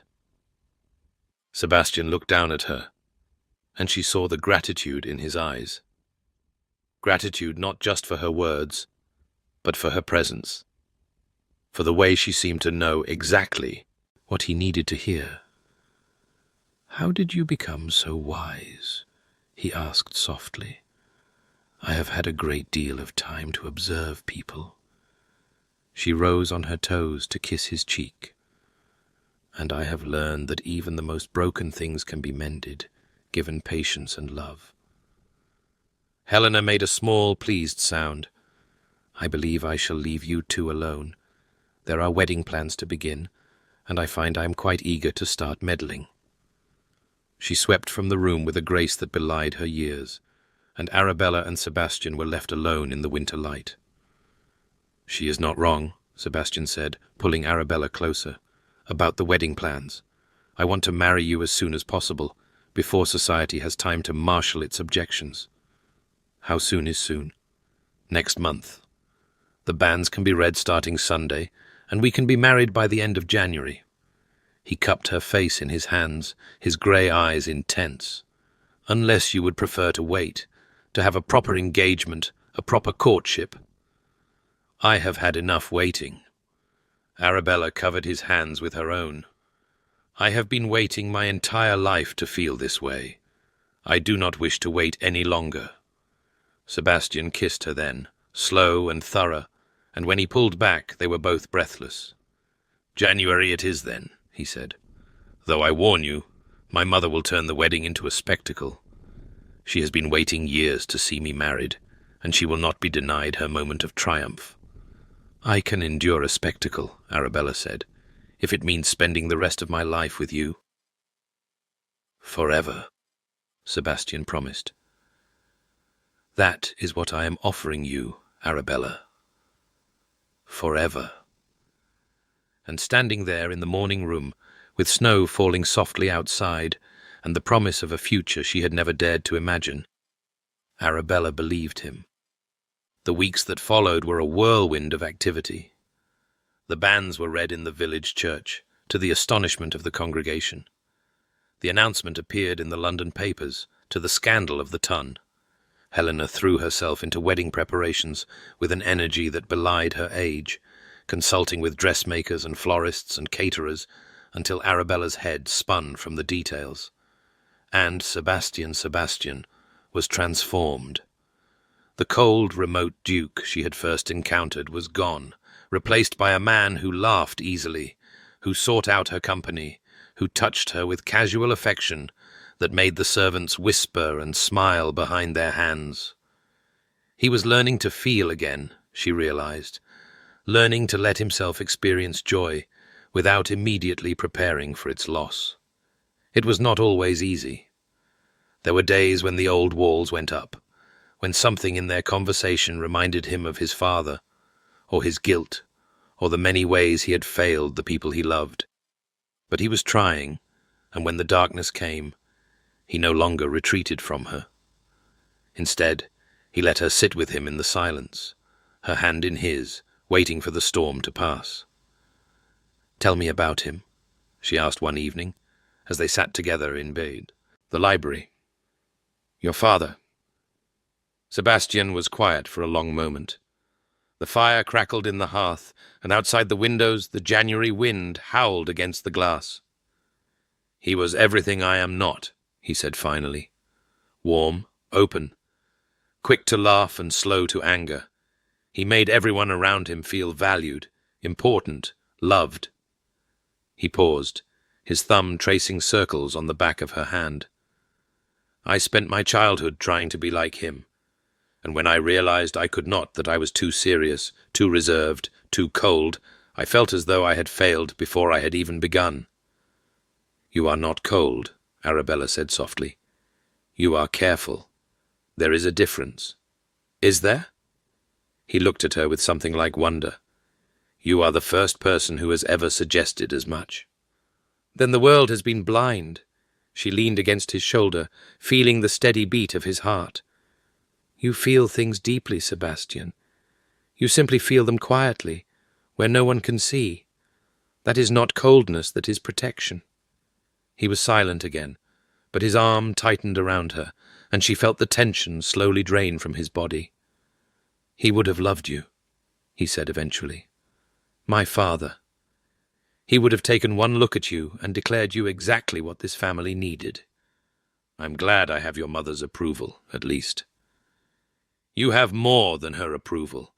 You have her complete devotion." Sebastian's voice was wry. "She has been waiting for someone to thaw me out for years. I believe she considers you a personal triumph." Arabella laughed. "I shall try to live up to her expectations. You already exceed them." He turned to face her, his grey eyes soft in the firelight. "You exceed everyone's expectations, Arabella, including, most particularly, your own." She kissed him then, because she had no words for what she felt, only a deep, abiding gratitude for the life that was unfolding before her, so different from anything she had imagined, and so much more than she had ever dared to hope. The wedding was held on a bright January morning, with snow glittering in the gardens and winter sunlight streaming through the chapel windows. Helena had indeed turned it into a spectacle, inviting half the county and decorating the chapel with hothouse flowers that must have cost a fortune.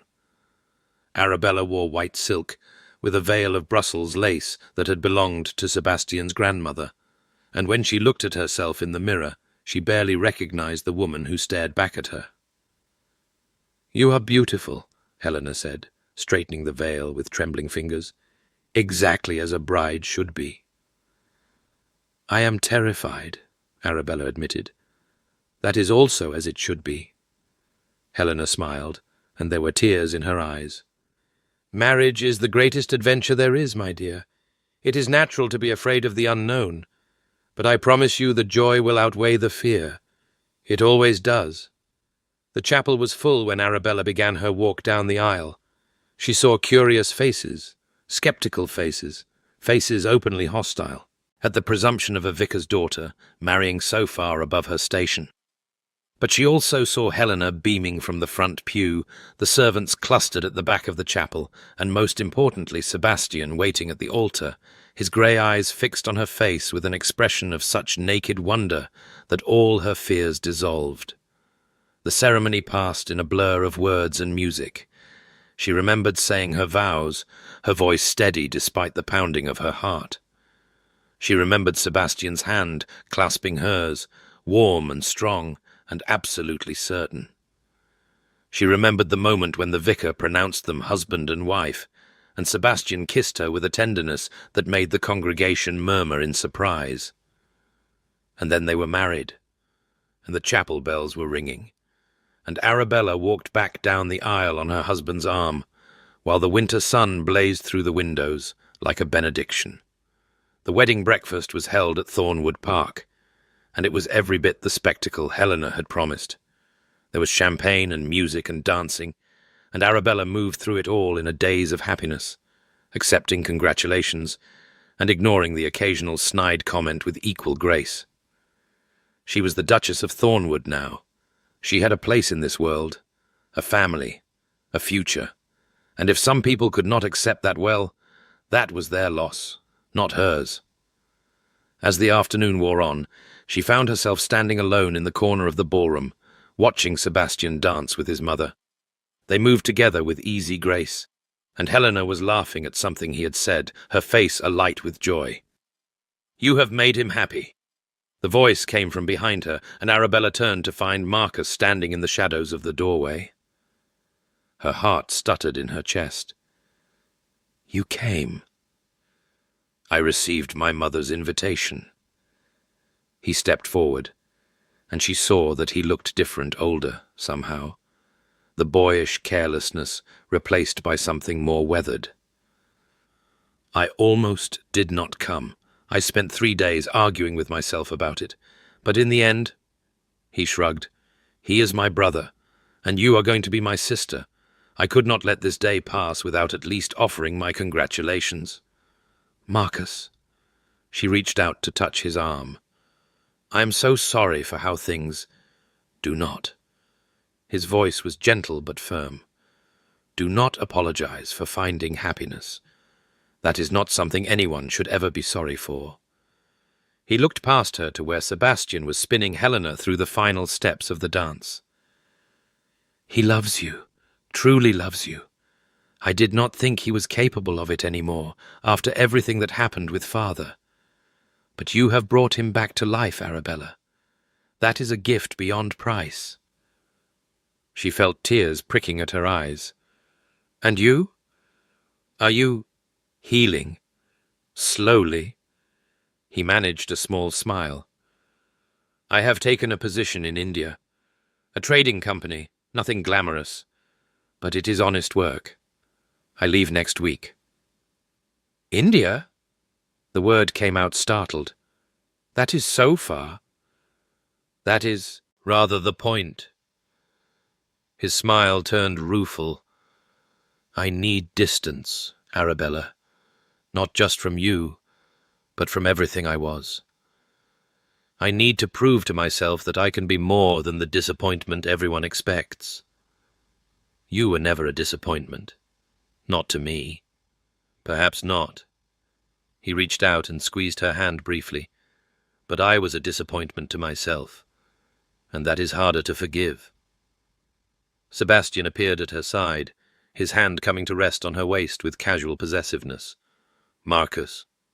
Brother. The two men regarded each other for a long moment, and Arabella held her breath, uncertain what would pass between them. Then, slowly, Marcus extended his hand. Congratulations. I mean it. Sebastian took his brother's hand and gripped it firmly. Thank you for coming. I was not certain you would. Neither was I. Marcus released his grip and stepped back. I should go. I only came to... He stopped, swallowing hard. I wanted you to know that I do not hate you, either of you. I am not certain I ever could.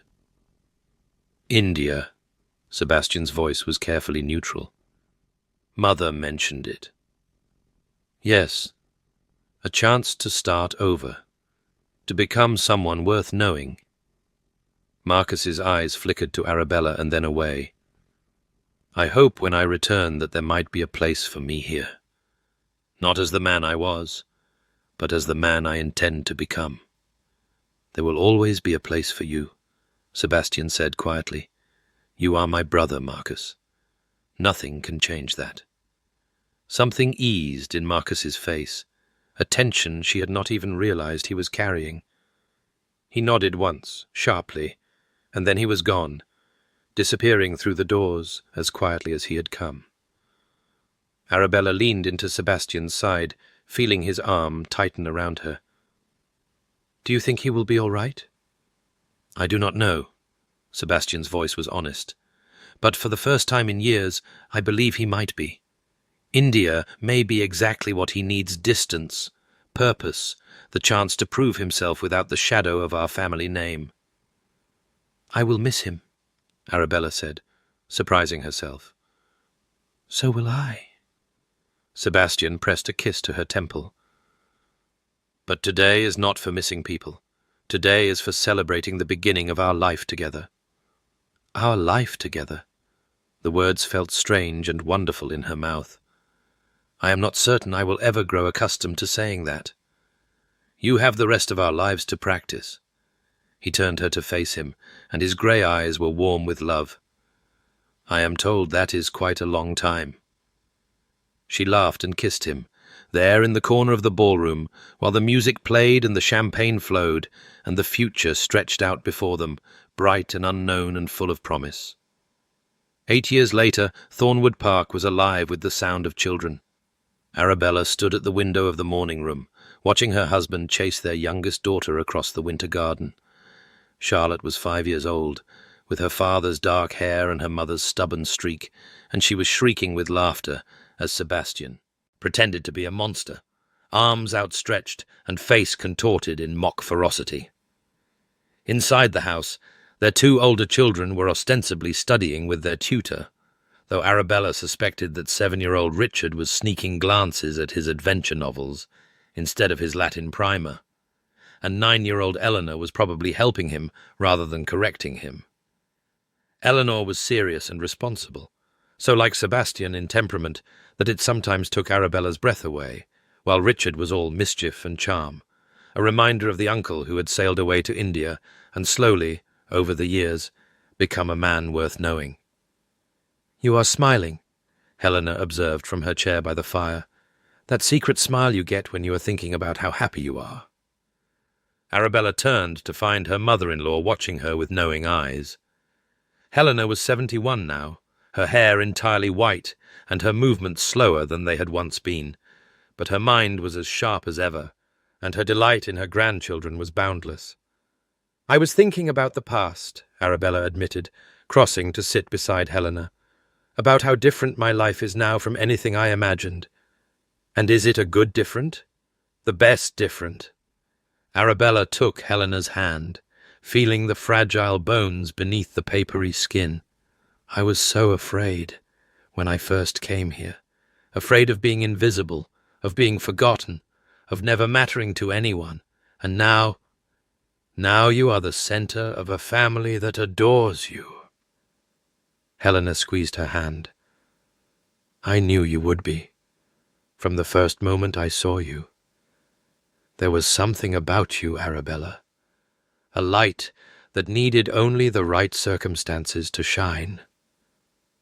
You gave me those circumstances. You and Sebastian.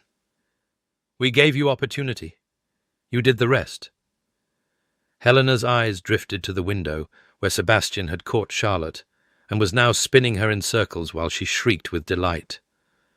"My son was dying before you came, you know. Slowly, quietly, but dying nonetheless. He had convinced himself that duty was enough, that feeling nothing was preferable to feeling pain. You showed him that he was wrong." He showed himself. Arabella watched her husband set their daughter down, watched him look up toward the window where he knew she would be standing. Even from this distance, she could see his smile, the smile that was still rare, still precious, still capable of making her heart race after 8 years of marriage. "I only gave him a reason to try. That is more than anyone else managed." Helena settled back in her chair, her expression softening into something like peace.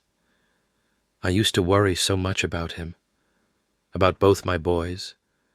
Marcus with his recklessness, Sebastian with his ice.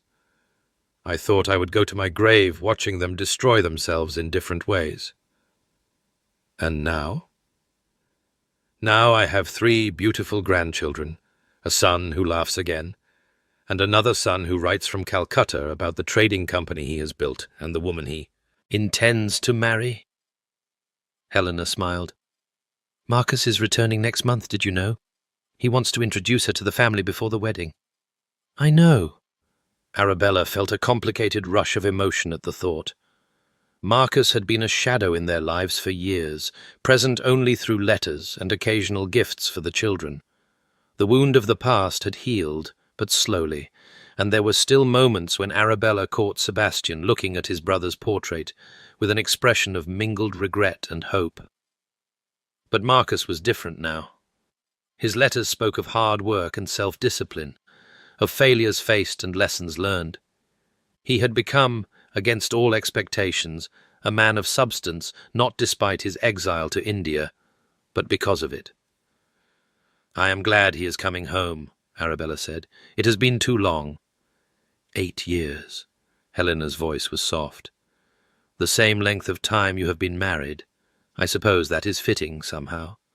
One story ending as another begins." The door burst open, and Charlotte came tumbling through, her cheeks flushed and her dark curls wild from play. "Mamma! Grandmamma! Papa says we are to have hot chocolate, because it is too cold for any more chasing. May we? Please?" "You may," Arabella said, laughing as her daughter launched herself into her lap with all the graceless enthusiasm of childhood. "But only if you promise to sit still long enough to drink it." "I will try," Charlotte said, which was not quite a promise, but was likely the best that could be hoped for. Sebastian appeared in the doorway a moment later, snow dusting his dark hair and his grey eyes bright with exertion. He was 40 now, the silver at his temples more pronounced, the lines around his eyes deeper than they had been when she first knew him. But he was handsome in a way he had never been before, not because his features had changed, but because happiness had softened them, had turned severity into warmth and coldness into quiet strength. "Hot chocolate is on its way," he announced, crossing to press a kiss to Arabella's temple before settling into the chair beside her. "Though I suspect the kitchen thinks I have lost my mind, requesting it at 3 in the afternoon." "You have lost your mind," Arabella said, "but it was lost years ago, and I have no intention of helping you find it." "Good." He reached over to capture her hand, lacing his fingers through hers. "I have no desire to be sane again. Sanity was terribly dull." Charlotte had wriggled off Arabella's lap and was now pestering her grandmother for a story, and Helena was obliging with a tale that seemed to involve dragons and princesses and an improbable number of magical swords. Arabella leaned into her husband's side, feeling his warmth against her shoulder, and let the sounds of her family wash over her like music. "What are you thinking?" Sebastian asked softly. "I am thinking that I am glad I came to Thornwood Park, glad I stayed, glad that you gave me a book of Virgil and looked at me like I mattered." You did matter. You always mattered. He brought their joined hands to his lips and kissed her knuckles. I was simply too blind to see it at first. We were both blind, but we found our way in the end. We did. He turned to look at her, and his grey eyes held everything she had ever wanted. Love, admiration, partnership, hope. And we will keep finding our way, together, for all the years to come. The door opened again, and Eleanor and Richard tumbled through, lured by the promise of hot chocolate and the sound of their sister's laughter. The room filled with noise and chaos, with the warmth of family and the promise of the future, and Arabella felt her heart expand to hold it all. She had come to this house as a companion, an afterthought, a woman with no prospects and no expectations. She had fallen in love with a man who had forgotten how to feel, and she had helped him remember. She had become a duchess, a wife, a mother, and in the process she had become herself. Not invisible, not insignificant, not lost. Found, seen, loved. And as her family gathered around her, as the fire crackled and the snow fell, and the old house creaked with the weight of all its memories, Arabella closed her eyes and offered a silent prayer of gratitude for all of it, for the strange proposal that had started everything, for the mother who had asked the right question, for the Duke who had frozen in a way that told her everything she needed to know. "Which one?" Helena had asked. And in the end, the answer had been clear. The one who saw her, the one who waited, the one who learned to love, Sebastian, always Sebastian. She opened her eyes and found him watching her, a small smile playing at the corners of his mouth. "I love you," she said simply. "I know." His smile deepened. "I love you too, more than I knew was possible, more than I deserve." "You deserve everything," she said, "and I intend to spend the rest of our lives proving it to you." "That sounds like a threat. It is a promise." He laughed and pulled her close, there in the chaos of their family, and Arabella rested her head on his shoulder and let herself be perfectly, completely, impossibly happy. Outside the window, the snow continued to fall on Thornwood Park, covering the garden where they had argued, the terrace where they had first confessed their feelings, the paths where she had walked in confusion and emerged in clarity. It was a beautiful view, a winter wonderland, but Arabella did not need to look at it to know it was there. She had everything she needed right here. A family, a home, a love that had grown from impossible beginnings into something that would last forever. And that, she thought as her husband's arms tightened around her, was the only ending this story had ever needed.